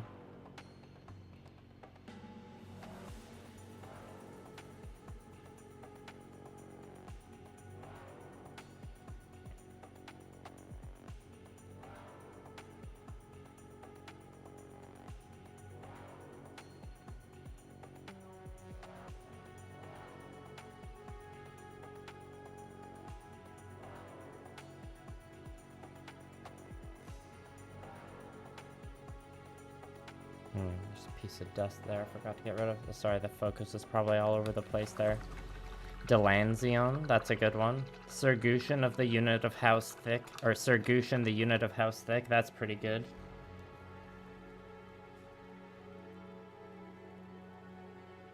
I had a, there's a really good one I'm trying to remember now.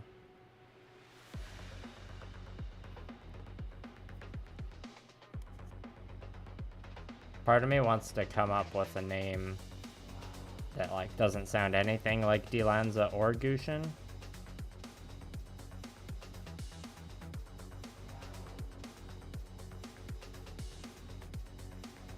And I need to I need to figure out which dumb anime character I'm gonna base the pilot off.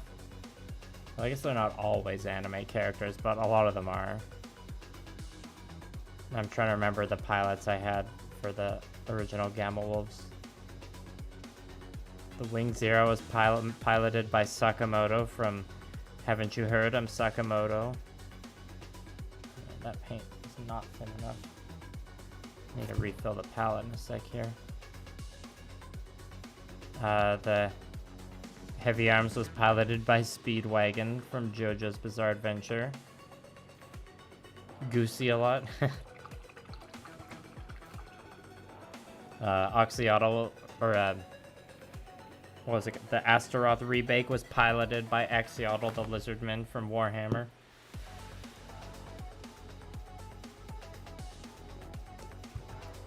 The Grays was piloted by Satsuki from Kill la Kill.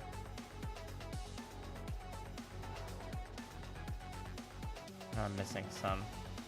Who else is there? Oh, the Buster is piloted by Jack and Daxter. Okay, so they're not. There's at least a couple that aren't anime characters.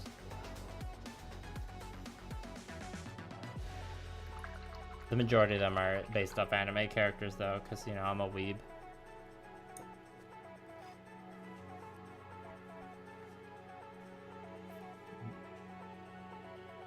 Now here's a dumb name I just came up with. That's not original at all. The MS-69 Oh Lord, he coming. I don't know.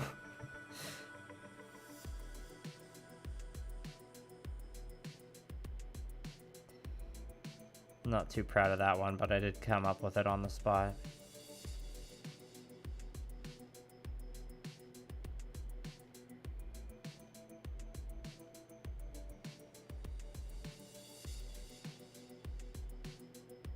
Sometimes it takes the entire painting process for me to come up with a suitable name.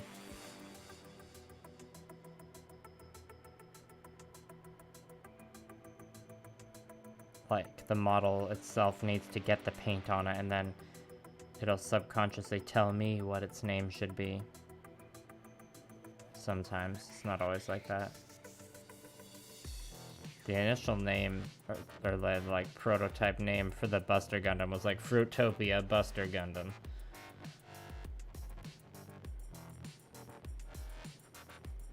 I didn't come up with the... Well, the Jack and Daxter color scheme was inspired like that way from the start.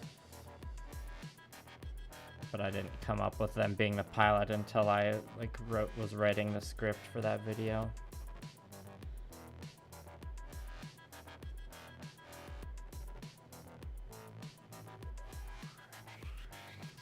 I'm gonna have to fix that particle later. The Witch Hunter, Sir Marcario from Gulanza. That's a good one.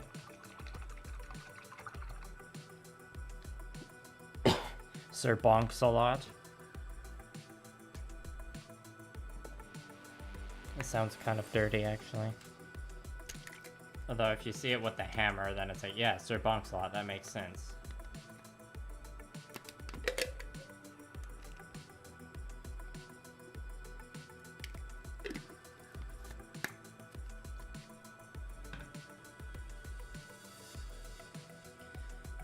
My palette paper is getting too dry. I'm just gonna go switch out my paint water so I can refill or re-moisten the palette with clean water.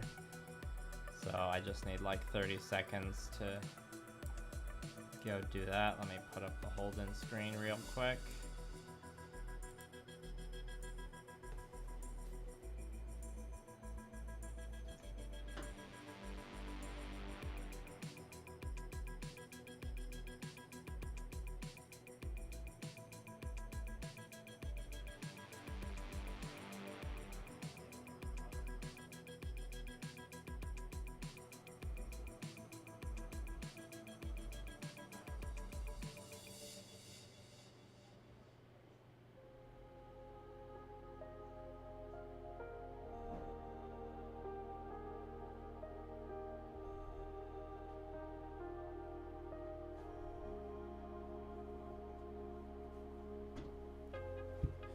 Okay, I'm back.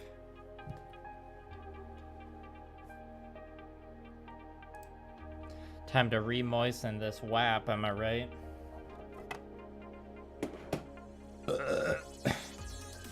What's that burp?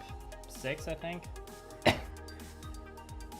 It's not my most burpy stream ever, that's for sure.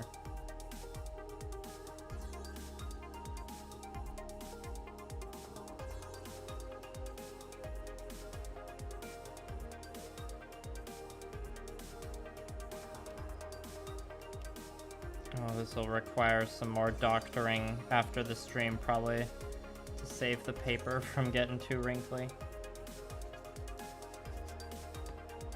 Ah, the joys of dry climates.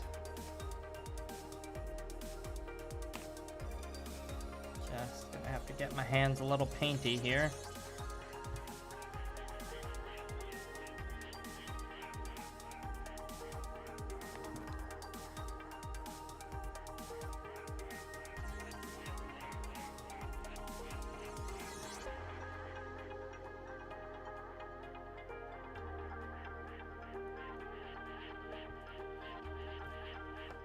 Sorry, I know it's not the most riveting stream content, but gotta maintain that palette paper sometimes. How else am I supposed to get the palette photo at the end of the project if I keep having to add or change palette paper? So now I gotta make sure I don't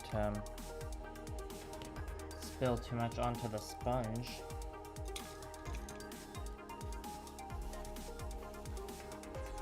Okay, it looks like the crisis was averted though, for the most part.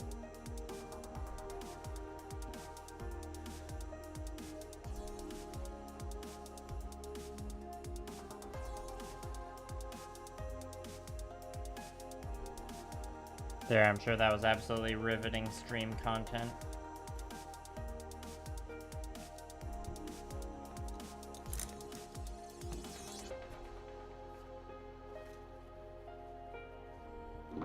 Just gotta get reoriented here. Add a bit more water into there for good measure.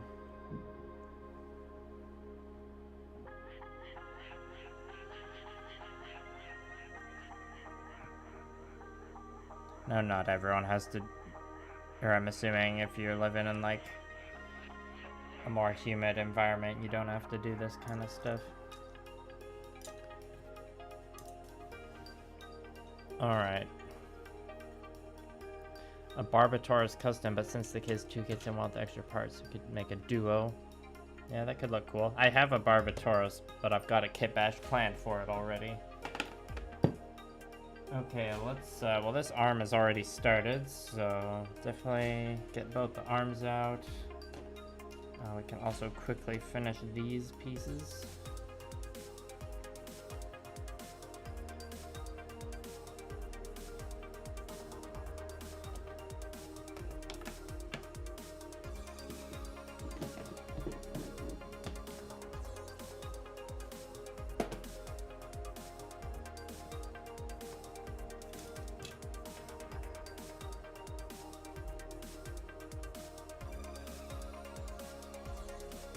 Yeah, I mean, pros and cons. I think all things considered, I prefer living in a dry climate than a moist one.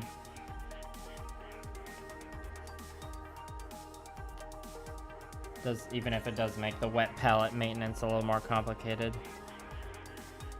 Right, I think on these pieces I should give them a quick bit of... Where's my other clip? They need a bit of a fresh coat of the sanguine base before I do the highlight. So let's just work on the arm right now because there's sanguine highlight on the palette. And let's just use that while it's there. All right. Back to painting. Yeah, Shane, are you building the perfect grid unleash or something? That's a kit where you definitely need to like do it in breaks or take breaks with it. I mean, that's what I think. I haven't actually built it myself.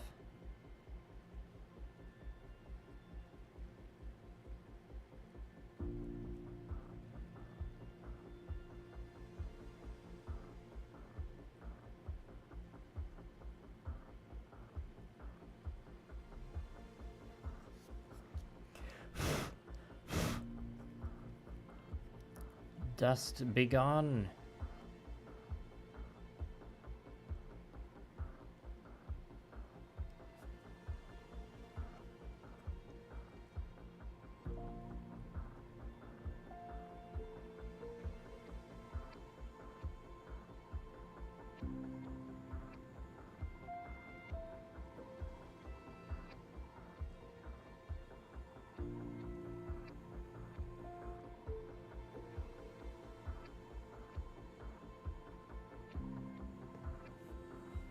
Ah, the 00 razor. Does that have fancy LED strips in it or something? Barbatos Lupus with a gauntlet of first form. You mean like that armor plate, the extra armor plate that goes on it for a bit?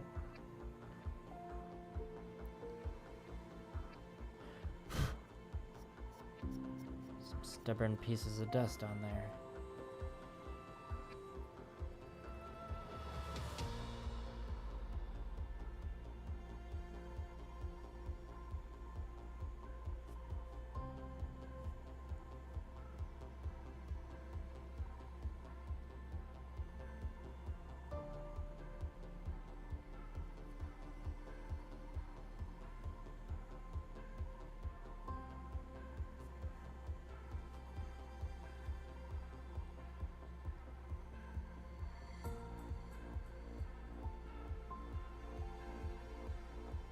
At the end of the day, I'm not too worried about the dust and texture that comes from all this hand painting, because I'm going to be doing a lot of freehand on top of this red armor.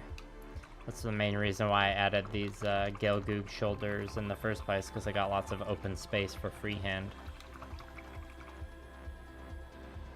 Yeah, summer can get pretty brutal.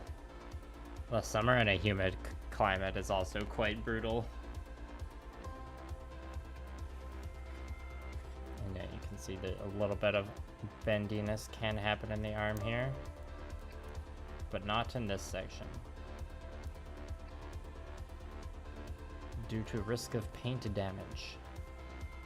And I can also, I can take this part of the arm out.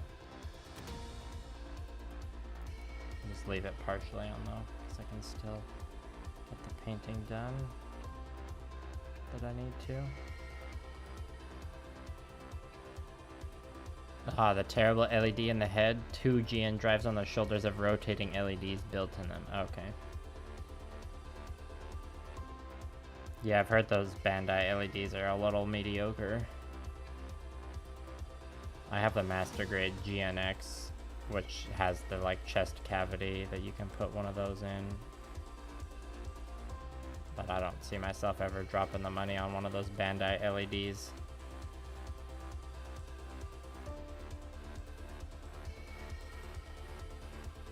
I have the Master Grade Jesta as well, which has like the same kind of cavity.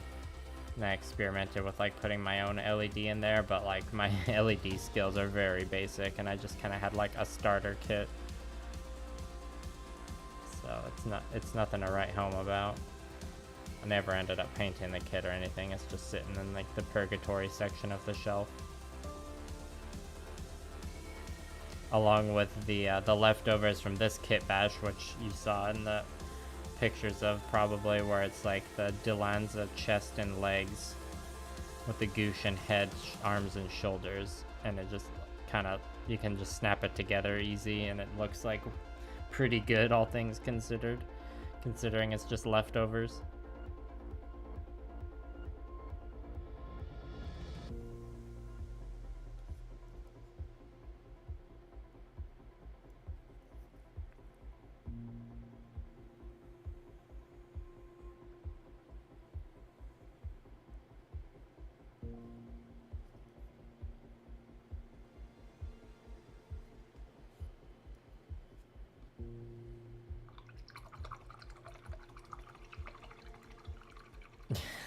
It's like getting hit with Ritsu when Ichigo first met Byakuya. That's Bleach, right? I haven't seen Bleach or read it. Next to a small river. Ah, the damn mosquitoes. That's never fun. I think I'm gonna switch to a smaller brush.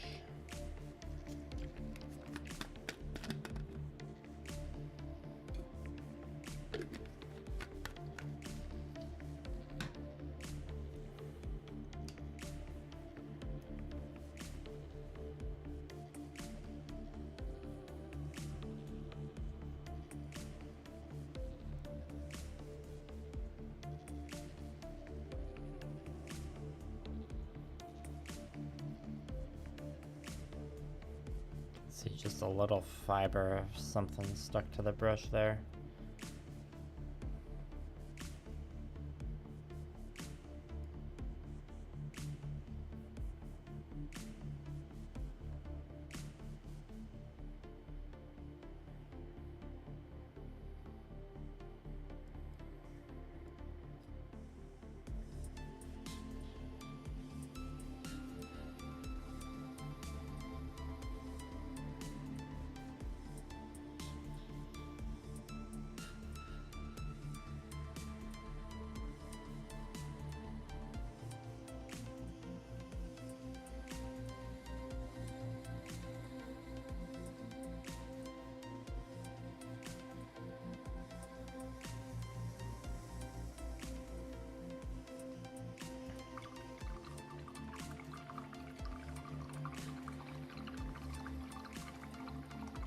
The newest season did Bleach do the thing where there was like a long hiatus with no episodes, and then they they came back to wrap things up? Or did that happen with the manga?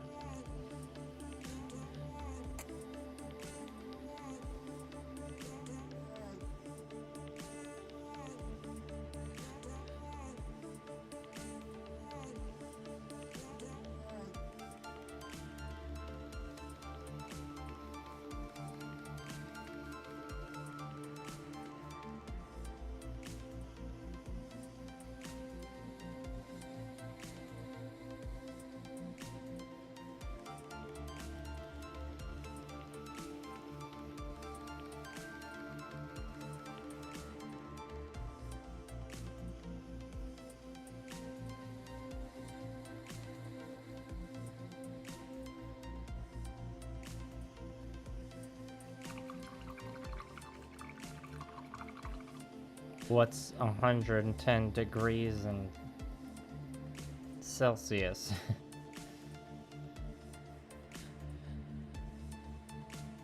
I can't read freedom units.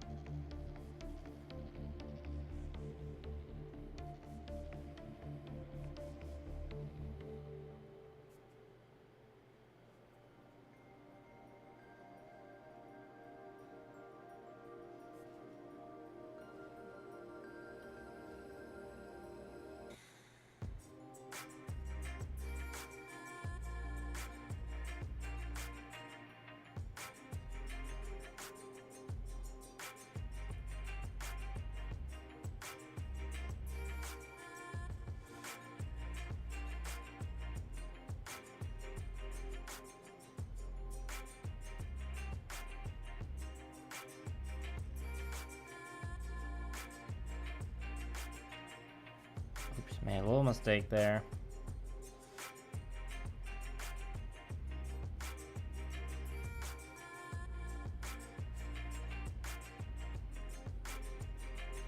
Like with all the painting stages, there will be a cleanup stage. We'll fix everything, probably off stream. I'm just gonna keep edging.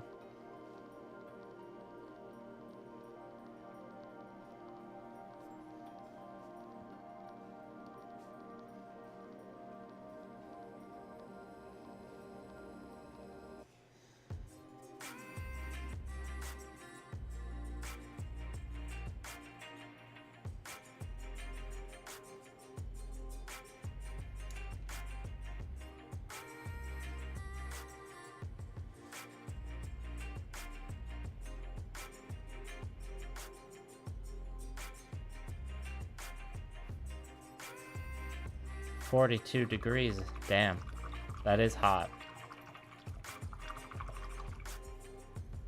That's like, I can't do anything weather.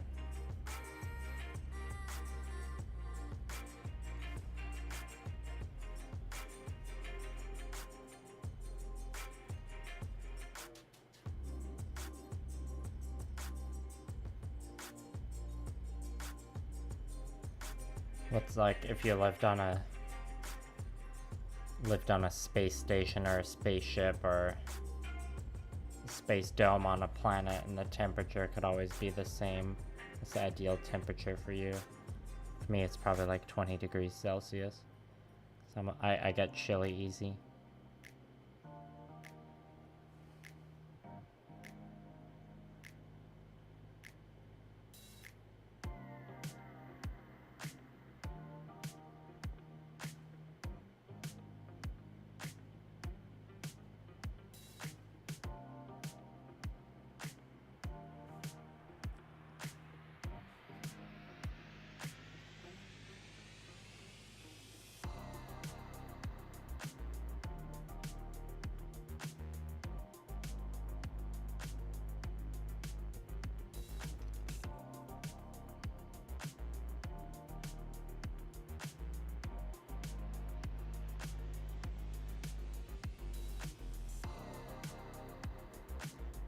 Well, we're past the 2-hour mark, everybody. Nice work, everybody.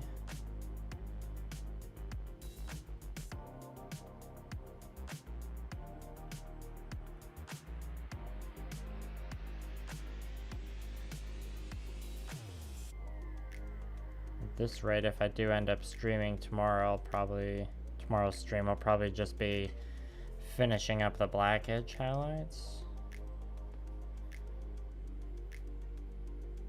Depends on how much painting I get done during the day.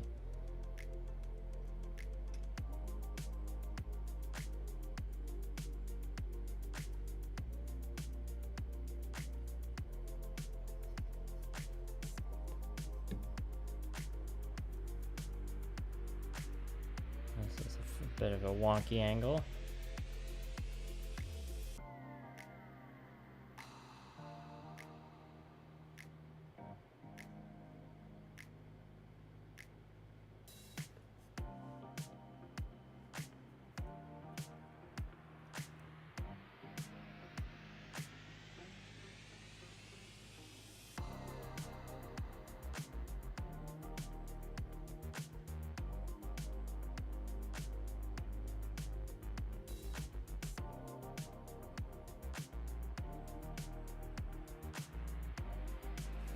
Ooh.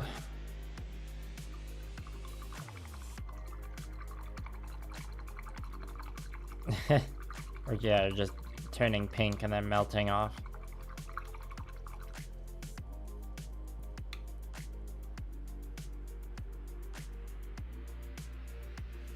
Do I have enough paint to finish this arm? I don't think so. But I still got a bit more on here to use. Before we do a quick detour and just switch back to sanguine base for the side skirt flaps.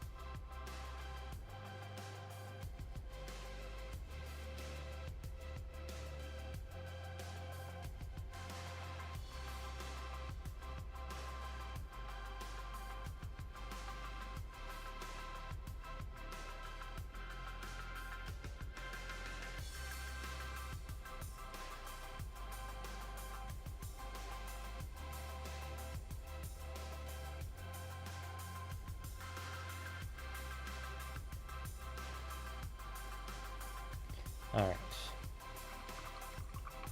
No, I'm not, I'm pretty white. I'm pretty Caucasian, Shane. I can see why you might think I'm Middle Eastern because of the beard, but my skin's pretty pale. I'm like quarter Italian, quarter Finnish. And then the rest is kind of like British Isles blend. I'm not exactly sure. You know, it's a very North American backstory.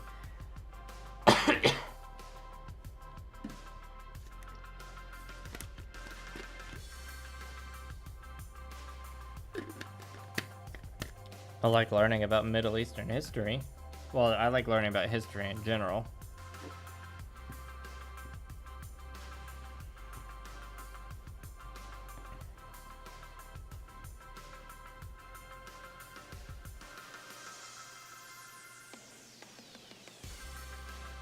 Yeah, the closest my blood gets to the Middle East is Italy, I suppose.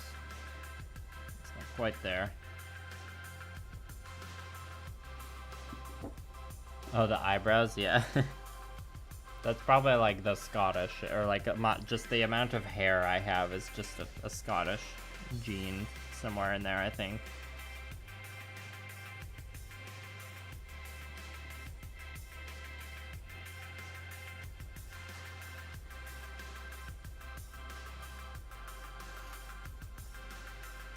Alright, so I'm just applying another coat of sanguine base here because these were sanded a bit.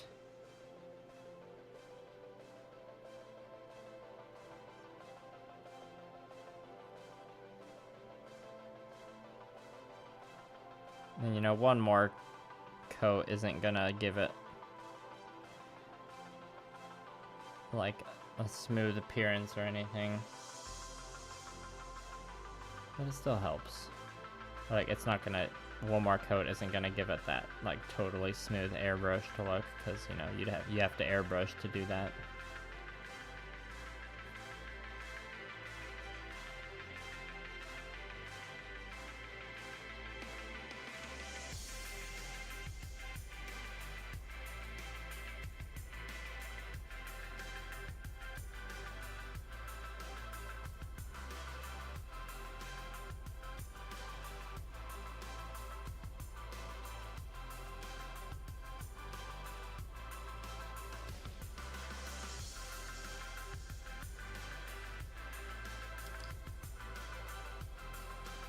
Alright, now the other one.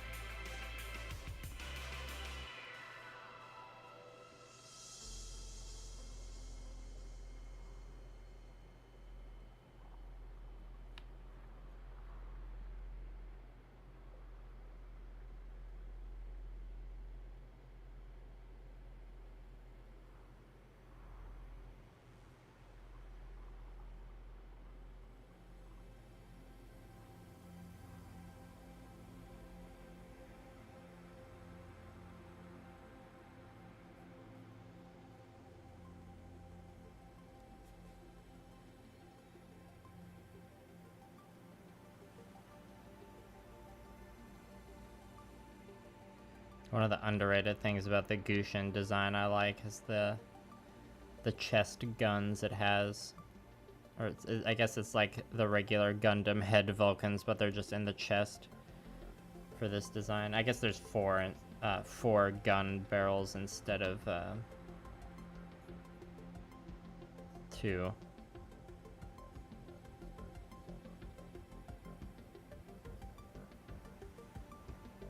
But I think they just like the way they're put into the design looks really good. Okay, now the other one's probably dry enough. Yeah. Now we'll go back to the highlight color.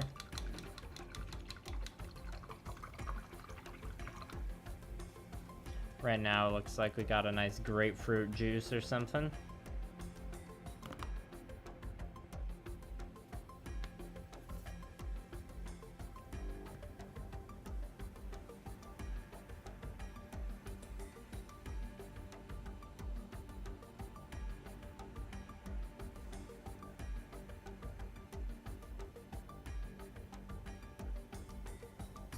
and going freeway speeds on a motorcycle. I guess that'll cool you off.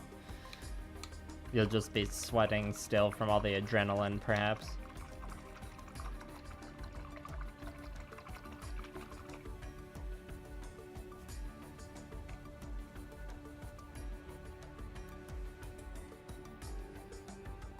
Raise this one.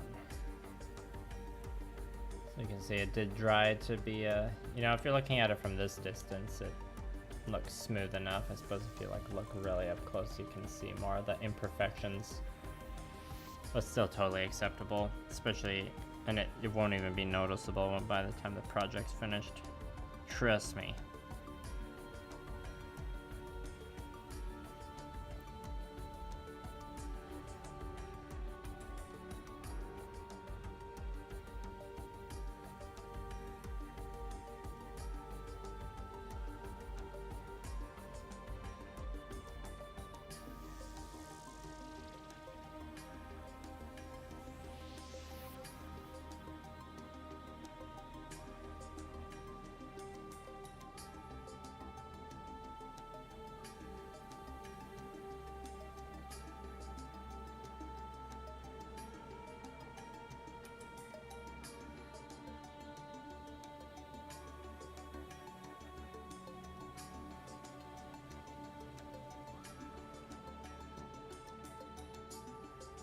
And it's debatable whether this this edge I'm painting right now is like an edge to be edge highlighted, so maybe it's perhaps more of like a contour or a curve highlight, but I'm still doing it.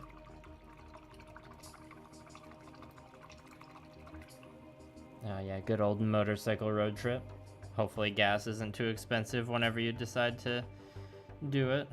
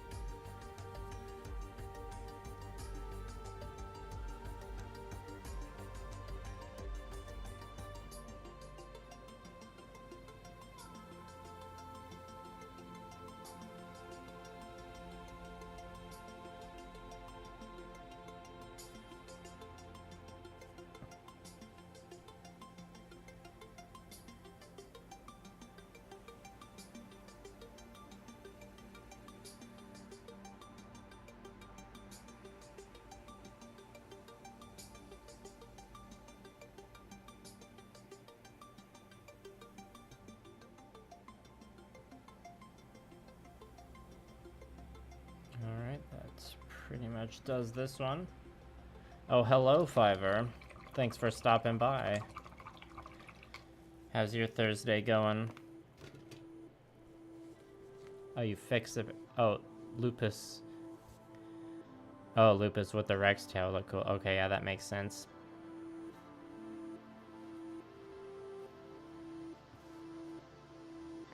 Alright, on to the other side panel.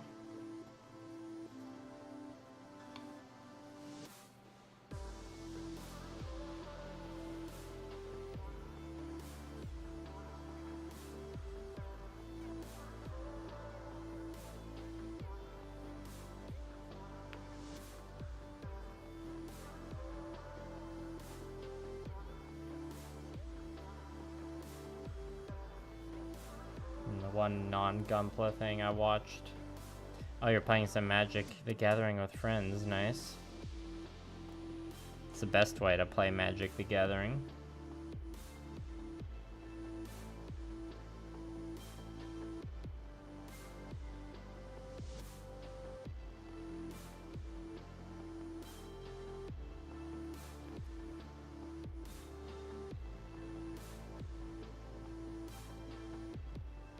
Yeah, one non-Gunpla thing I watched recently was this old movie from the 80s called Excalibur.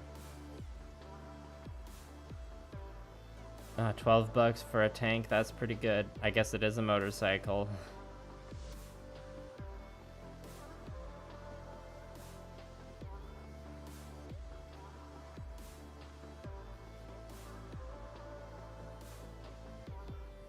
Yeah, this movie Excalibur, it's like a cheesy, like, Arthurian legend. Or maybe cheesy's not the right word. It's like pretty melancholic and campy, I suppose. Gets a little dark and edgy, but everyone who like wears armor or has a sword in the movie, everything's like everything looks so gloriously shiny. There's like a young Liam Neeson and Patrick Stewart in it as well, and Helen Mirren. And like the guy who plays Merlin, he's wearing this like shiny like chrome skull cap. It's just so shiny. It's like someone was polishing it in between every take. Ah, nice. You know Excalibur, Shane. Oh, nice. You won 2 games. Congrats. Yeah, what's your deck fiver? Share us your deck tech if you want to. You don't have to.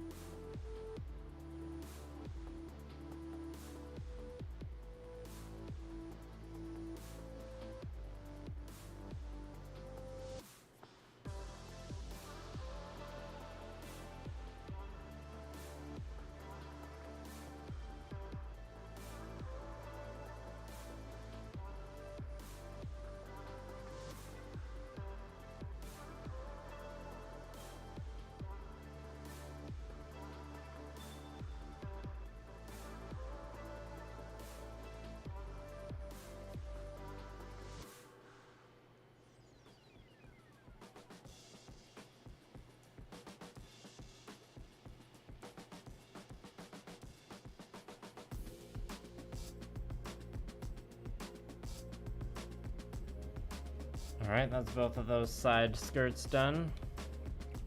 Ooh, a brawl deck, that's fun. Space Family Goblinson. Goblinson. I don't know that card, there must be a newer one. Or is that a custom name you came up with? Oh, all the cards you think are cutest. Nice. A cuteness tribal deck. See, that's like when you're playing with friends, you can play decks like that and not worry about like getting curb stomped by all the like tournament competitive players.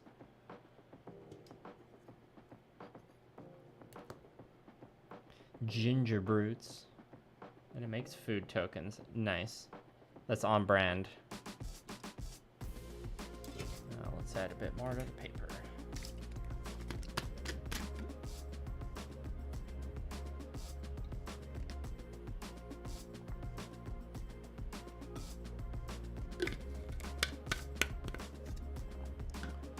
Well, we're almost at 2.5 hours.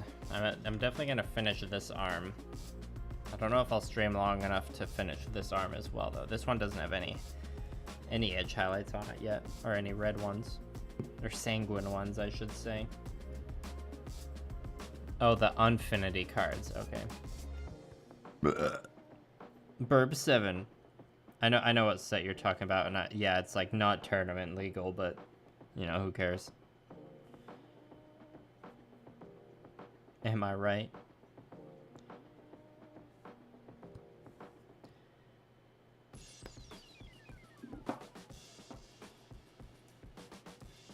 My Magic the Gathering tournament days are passing me. I went really hard on it for like a year. I came in first place in 2 tournaments. They were like small local tournaments, but like can't deny that didn't, or can't deny that felt great. It did, but definitely there was a lot of luck that played into it. Oh, hello Dolfo, thank you for the super chat. It's up to you, big dog. Nice, now your name has filled in both of the super chat widget boxes. They've been the same for like the past, I don't know, 4 or 5 streams, which is fine, don't get me wrong. Yeah, you've ended the super chat drought.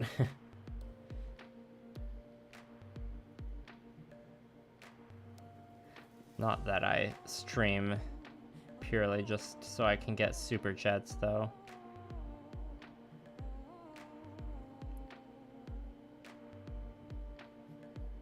Because if that's why I was doing the streaming, clearly I would have stopped by now.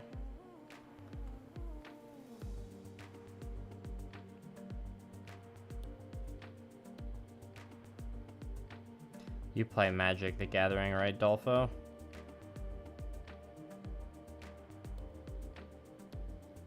Or am I misremembering?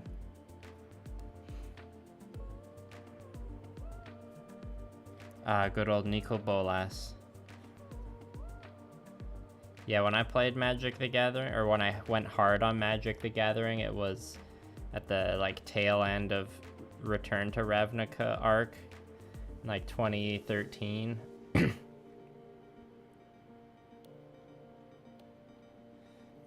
And then so my like a lot of the tournaments I played was in like Theros standard, which was like pretty mediocre, or like the meta during that cycle was not as fun as it was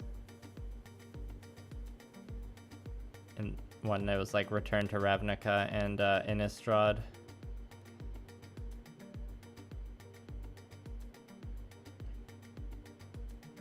But I mean, I still like kept playing throughout the years after my like tournament days were over, but that was mostly just playing EDH, aka Commander. Sorry, the piece was probably out of focus there.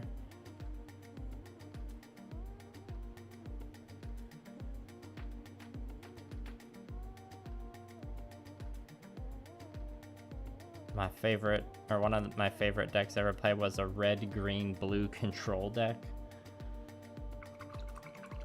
Based around, I think the card was Prophet of Kruthix.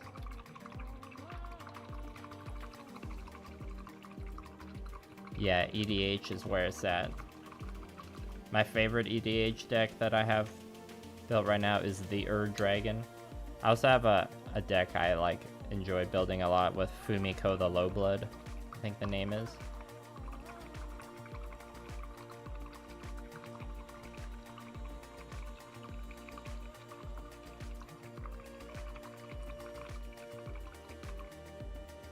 Yeah, that's the thing, Five. Is like there's a lot of people that just like wouldn't consider themselves Magic players, but like they might have a deck sitting around somewhere. Good old Grixis Mill. Yeah, my favorite color combos to play, I think like almost every deck I play has red in it. Like red blue is a fun combo I like a lot. Or when I was going decently hard on Magic the Gathering Arena when that was like in its like first year or two of releases. I played a pretty fun Jeskai control deck.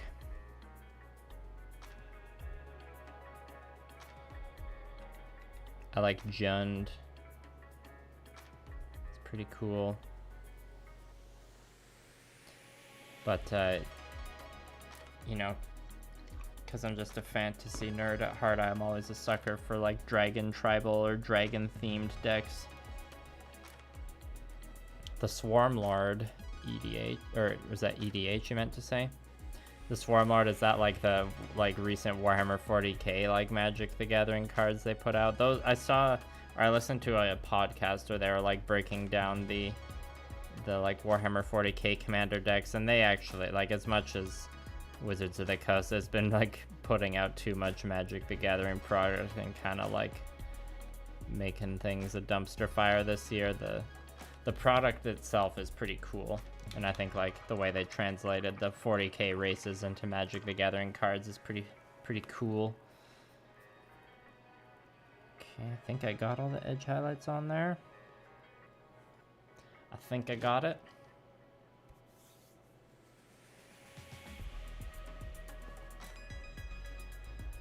Maybe I will have enough stamina to finish the edges on this arm too, we'll see.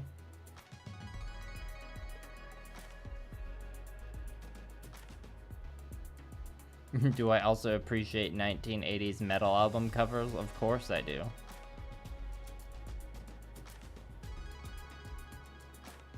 if I was running a music channel instead, you can probably guess what would be on the wall behind me. I mean, I don't know if it would be like heavy metal albums or just like album covers. I don't listen to a lot of 80s metal anymore. But you know, I have a modest collection of vinyl. Golgarian, is it? Are you jam? Yeah, when you win with a gimmick, it's so much more satisfying. Oh, okay, yeah, I think I know that sliver.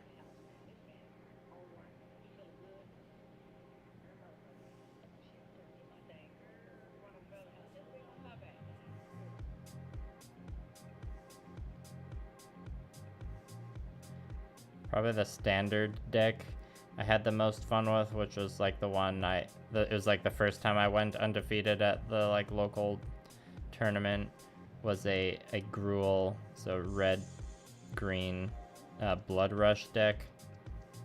Or if you don't know what Blood Rush is, it's a mechanic where you can like pay a slightly cheaper mana cost for a creature to like discard the card from your hand, and you like add its power to a creature that's already attacking. So there was like a monster that you could discard and pay like, I think it was 1 red, 1 green, and it will give an attacking creature +4/+4 and trample. And so I had this deck that would like involve just having a bunch of like weenie creatures that would charge forward, like I'm attacking with this 2/2. And the opponent would let it through and not block it, and then I'd be like, I blood rush it 3 times. It's now a 7/7 double strike trample. And it's like, take 14. And I managed to get lucky enough at that like night of gaming with my matchups and my draws to like just have a lot of really explosive games where I could get people with my sneaky weenies, my blood rushed weenies. Oh, that sounds very bad. I regret saying that. One of the last D&D or not the most recent D&D campaign I did, but one I did before then, I was running a campaign with the Guildmaster's Guide to Ravnica sourcebook, and that was fun. The Ravnica setting in Magic the Gathering lends itself well to D&D. At least the way I DM it did. It's just a really good setting in general, hence why they've gone back to it for like multiple card sets. Like 3 now, I guess. Original Ravnica block, Return to Ravnica, and what was the last one called? Guild Pact? I can't remember. It was the one that I played a lot of cards from in Magic the Gathering Arena. The one where like all the art, or a lot of the art, was autumn themed. That was a good set too. My Jeskai control deck was based around the Niv Mizzet card from that set. Or it was like one of the win cons. I don't know if it was like entirely based around it. You know, it's a control deck. Blood rushed winnies. Okay, well, I'm glad you enjoyed it enough. Let me know how your friends react when you're like, all right, fam, I brought my new blood rushed weenies deck. Although they'll give away the surprise though, so you gotta play a game with them first, and then when you pull off the gimmick, you can be like, all right, that's why I call this my blood rushed weenies. All right, see you, Solarian.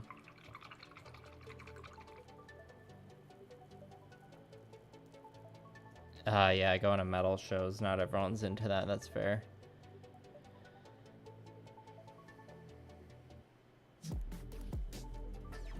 My favorite. Oh, they've done Ravnica 4 times. Oh, War of the Spark, right? Damn, 4 times.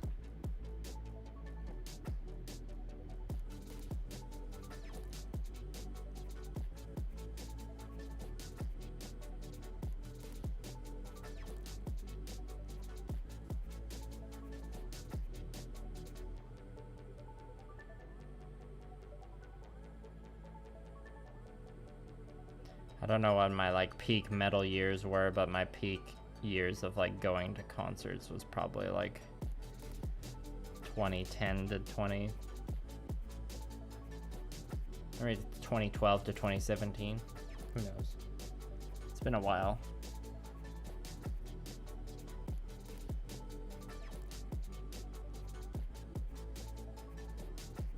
The most memorable like big stadium rock show I can remember going to was 9 Inch Nails.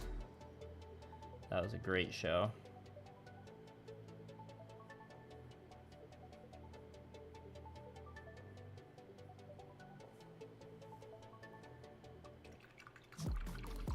Yeah, mono red is always a good time too, Cyber Scorpion. I do enjoy me some mono red burn. I have a really jank mono red dragons deck too.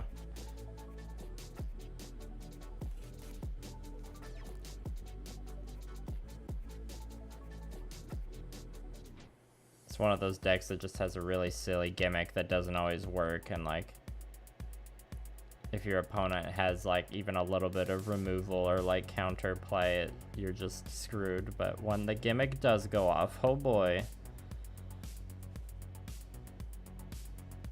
40 pieces halfway there. Oh, I feel your pain. Sanding.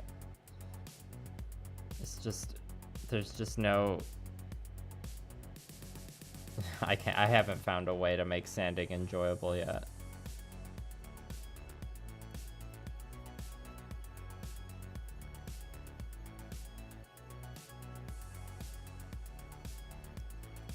I find more ways to just come up with excuses not to sand. Alright, thanks for coming by, Fiverr. Have a good rest of your Thursday. Take care. Pet the cats for me.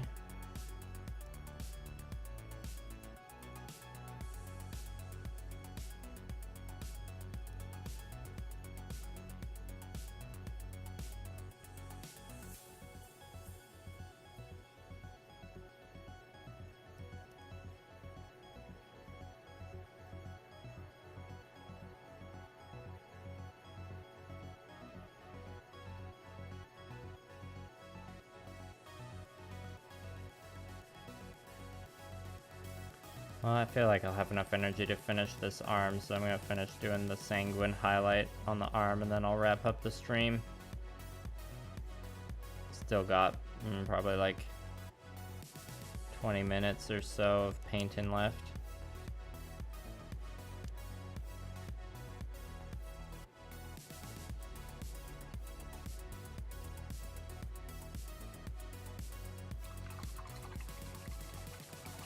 Between the Buried and Me. Oh, nice. I like it when bands play like an album front to back as part of their show. I feel like more bands should do that. Was Between the Buried and Me in a small venue. I can imagine that probably had a pretty intense mosh pit. Or something like that. Maybe that was too much paint.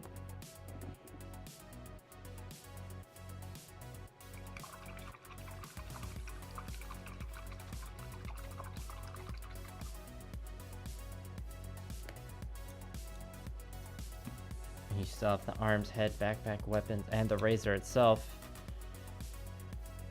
So are you gonna completely sand every piece on the Master Grade Extreme? Moving from a perfect grade to the Master Grade Extreme. Are you a masochist? I mean, I guess you don't need to be a masochist to just like build 2 complicated model kits back to back.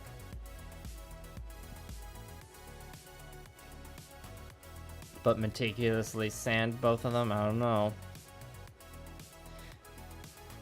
Yeah, if you work at a cabinet shop, you're probably all about that sanding.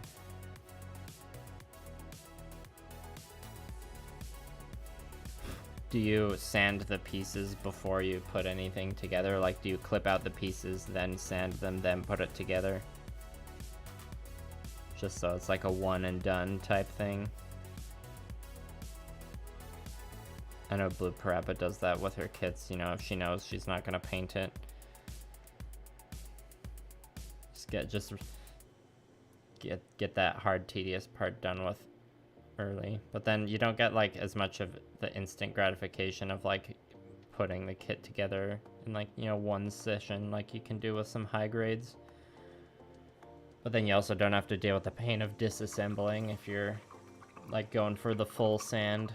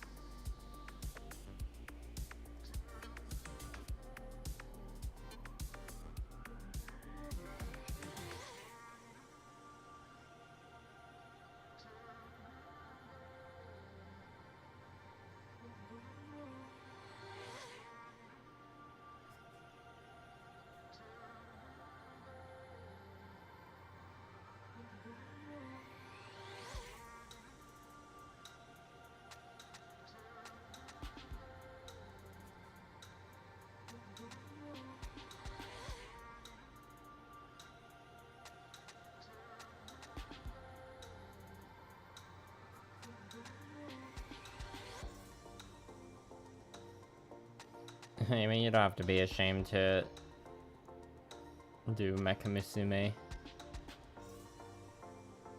A lot more fun. Interesting. Yeah. Yeah, some of them are a bit much, even.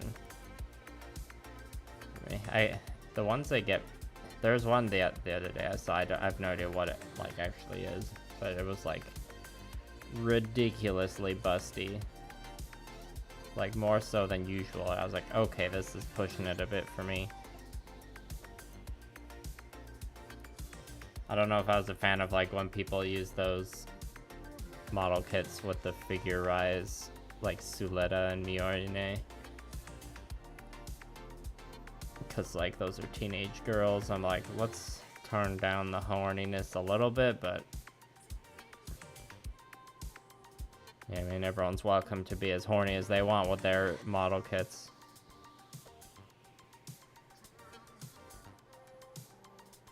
But, you know, showing up to the family-friendly build meet. I don't know. It'll probably make some people awkward. Or feel awkward. If you bring in, like, a looted up Suleta custom.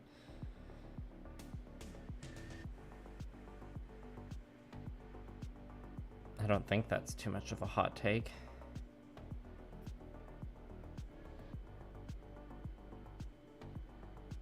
I don't know if that's something that would ever warrant, like, banning someone from going to group meetups, though, on the other hand.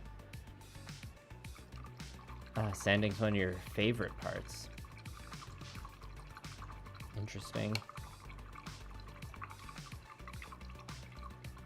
Oh, nice. You bought Into the Dark. That's the set that... Is that the one that has the, like, the Imperial Breachers or whatever they're called and the Kroot?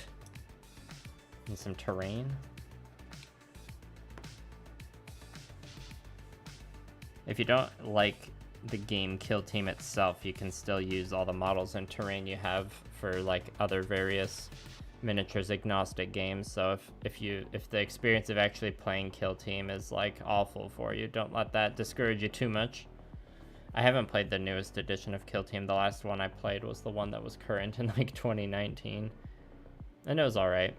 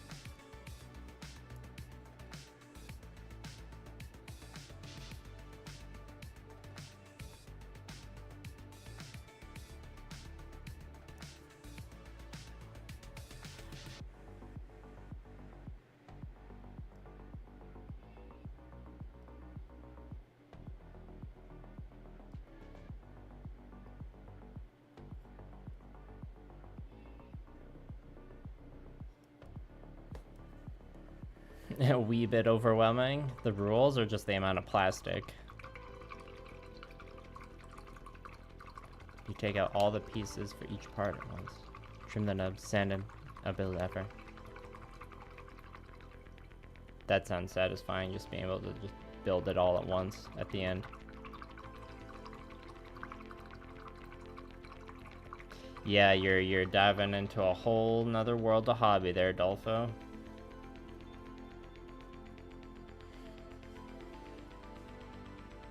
But it's a fun one. The prices aren't always fun, but it's a fun hobby.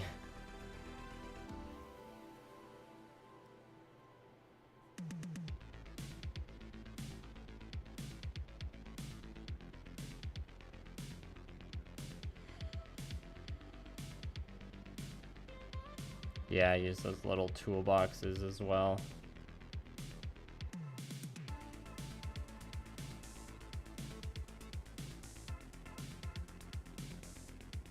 I usually, like, I only sand if I'm gonna be, like, for sure painting something. If it's something that I'm, like, not sure about, I'll just, like, leave the nubs. I don't care enough. If it's a kit I know that I'm, like, never gonna paint, and it's like, I'm just gonna let, like, this kit shine with just, you know, top coat and panel line or whatever, then yeah, I might try a bit hard with the sanding on that one.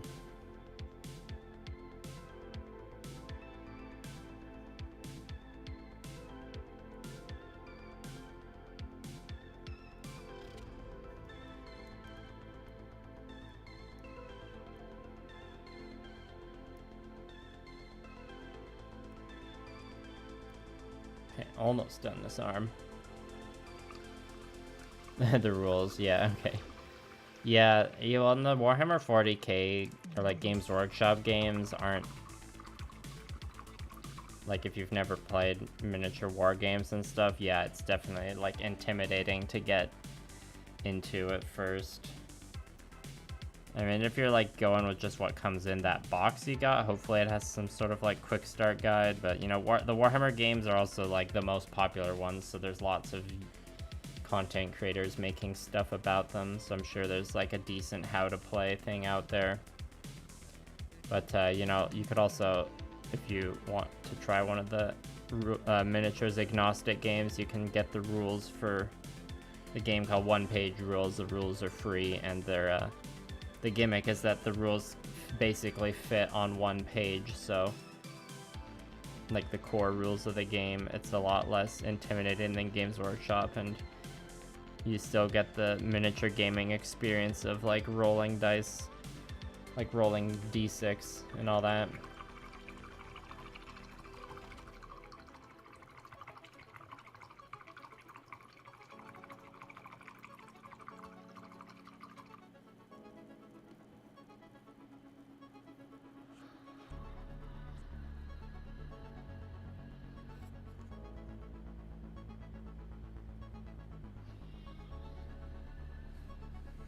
If you're watching the stream, it means you've been called out.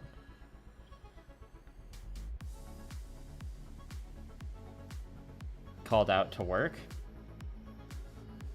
Is that what you mean?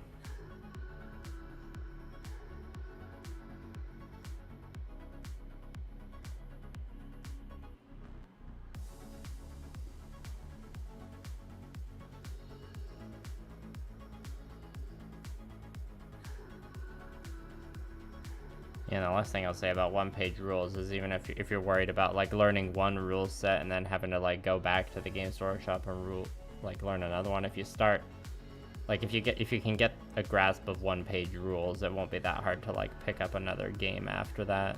It's kind of like how when you're learning a language, like your second language can be, you know, however challenging to learn, but then when it comes around to your third language, you've already like honed your skills at learning a language, so you might like learn it a bit faster, or it might be like your experience in trying to get fluent might like go by faster than it did with the first like second language you learned. I don't know if that's like a disproven theory or anything, but Oh, I'm glad I can provide some content for you out in the oil field.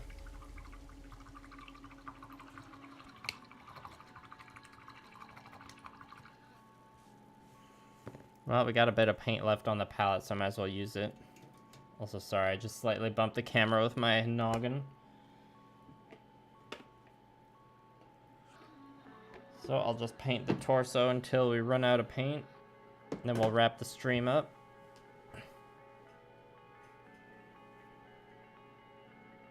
Just checking if the camera's lagging.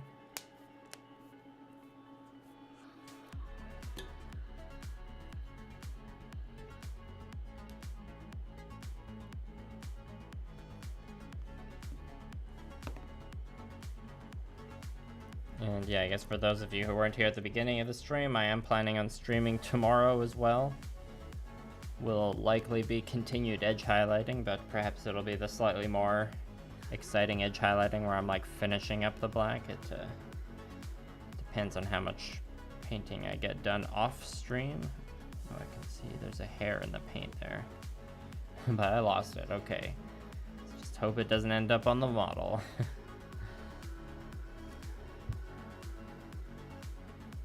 Paint this big old beetle shell now. Yeah, thank you. Yes, the blue looks quite nice. I don't think you were watching the stream earlier. I had to like save the wet palette. The paper was like starting to dry up and curl. Almost lost it.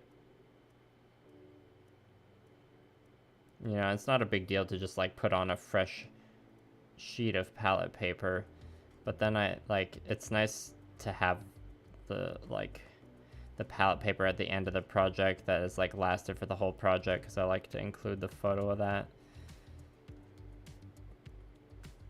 Even though sometimes I wonder if my results would be better if I changed paper more often, because there'd be like less paint like build up on the paper that would like translate into chunks or particles that would show up as blemishes on the paint on the project itself.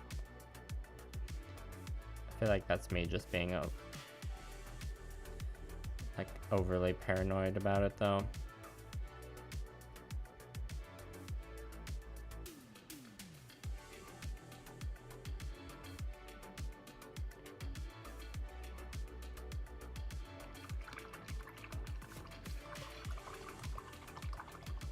Oh, yeah, I guess you didn't see the base. I'll show you the base. Oh, you saw the base on Patreon, Dolfo. Or this is where all the blue went. And the glow effects on the model are going to be blue as well, but right now all I've done with that is the eyes here.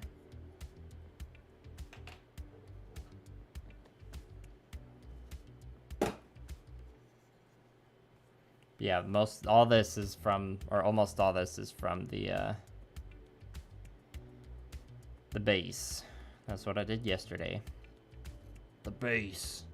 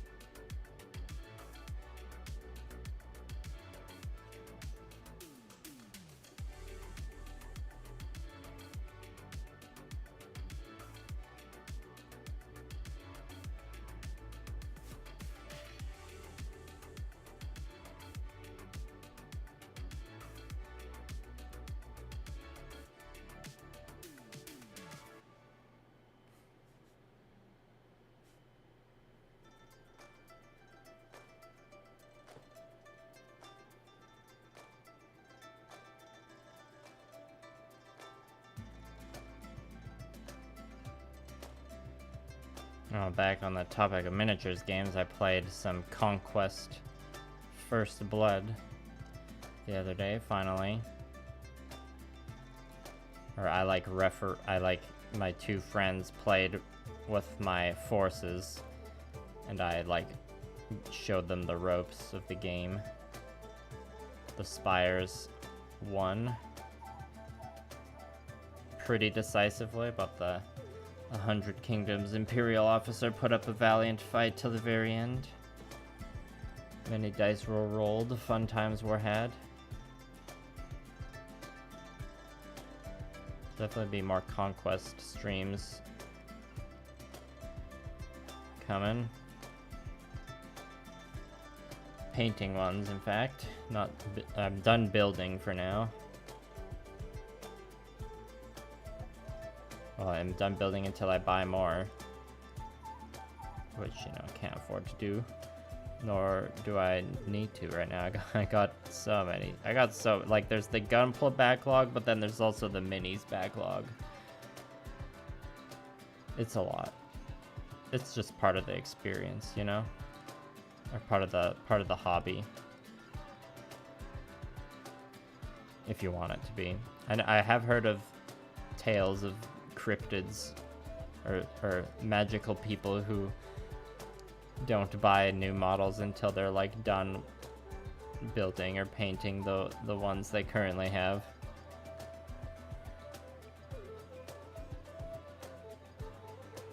Oh, the like AI presidents playing. I saw some really I saw a really funny one. It was the presidents making a Persona tier list. Or in another one where they're doing a Legend of Zelda tier list. Those can get pretty funny.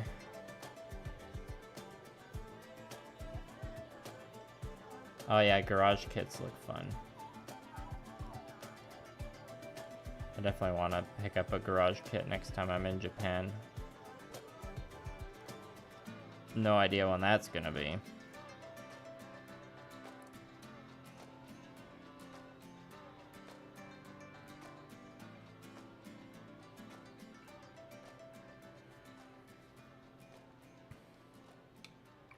You only have 2 Tau sets in your backlog. Well, is there any non-Tau stuff in your backlog, or do you just only have Tau? Alright, we're almost out of paint. If anyone has any burning questions or super chats they need to get out of their system, think about it now. No pressure, though. Keep lurking by all means.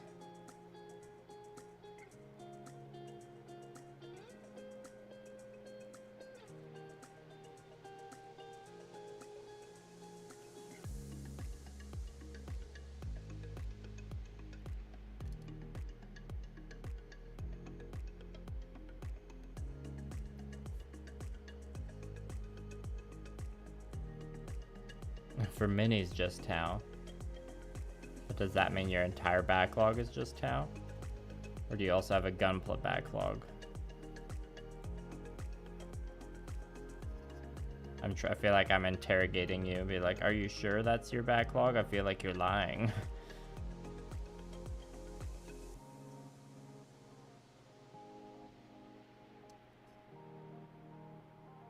I don't think there's anything wrong with having a backlog or not having a backlog. It's just fun to, like, joke about. Because it's just inherently funny when you buy a new model kit, even though you have ones at home you can build. Oh right, over 120 Gunpla. I remember you saying that earlier now. Thanks, K-Mac.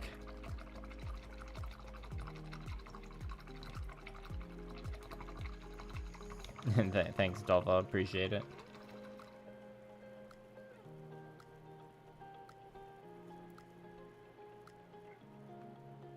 Morbius was the most movie of 2022, that's for sure. I've got a folder of screenshots on my phone of just like the Morbius comments I got. I mean, I haven't gotten any in a while because, you know, the Morbius meme has passed at this point. But I'd say that was one of the best memes from last year. I'm a little biased though.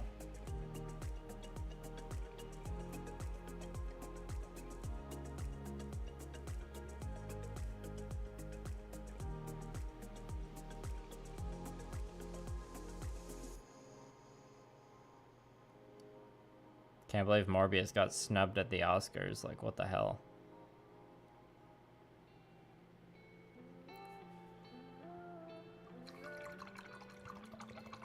Do I plan on building the Moon Gundam? I think it looks cool. I don't have one, and I don't have any current plans to. But I'm sure I could have fun with it if I did. Ah, yes, the Judge. I don't know the Genesis, but the Judge is cool.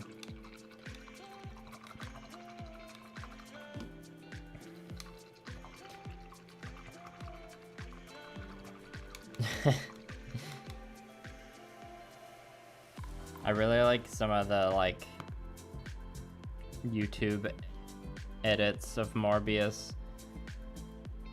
Where people, like, just do a lot of intense masking, and it's like Morbius versus Obi-Wan Kenobi and stuff like that.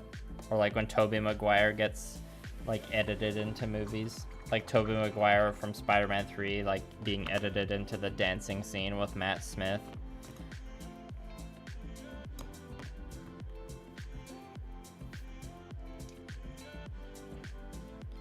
Well, that's all the edge highlighting I got time for tonight.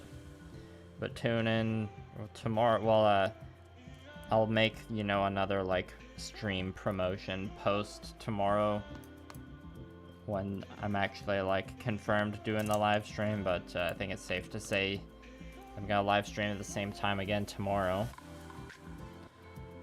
And yeah, I don't think I have much else to say. Thanks for coming, everybody. I appreciate it. Looking forward to sharing more work on the Gusion. And yeah, I hope you have a good rest of your Thursday night. I'll wait like 20 more seconds just in case any messages come through. Get these pieces under the dust cover.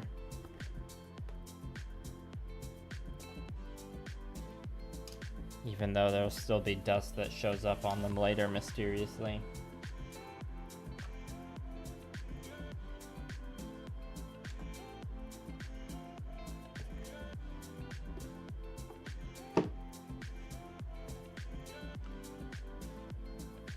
Alright. On that note, everybody, have a good night. See you soon.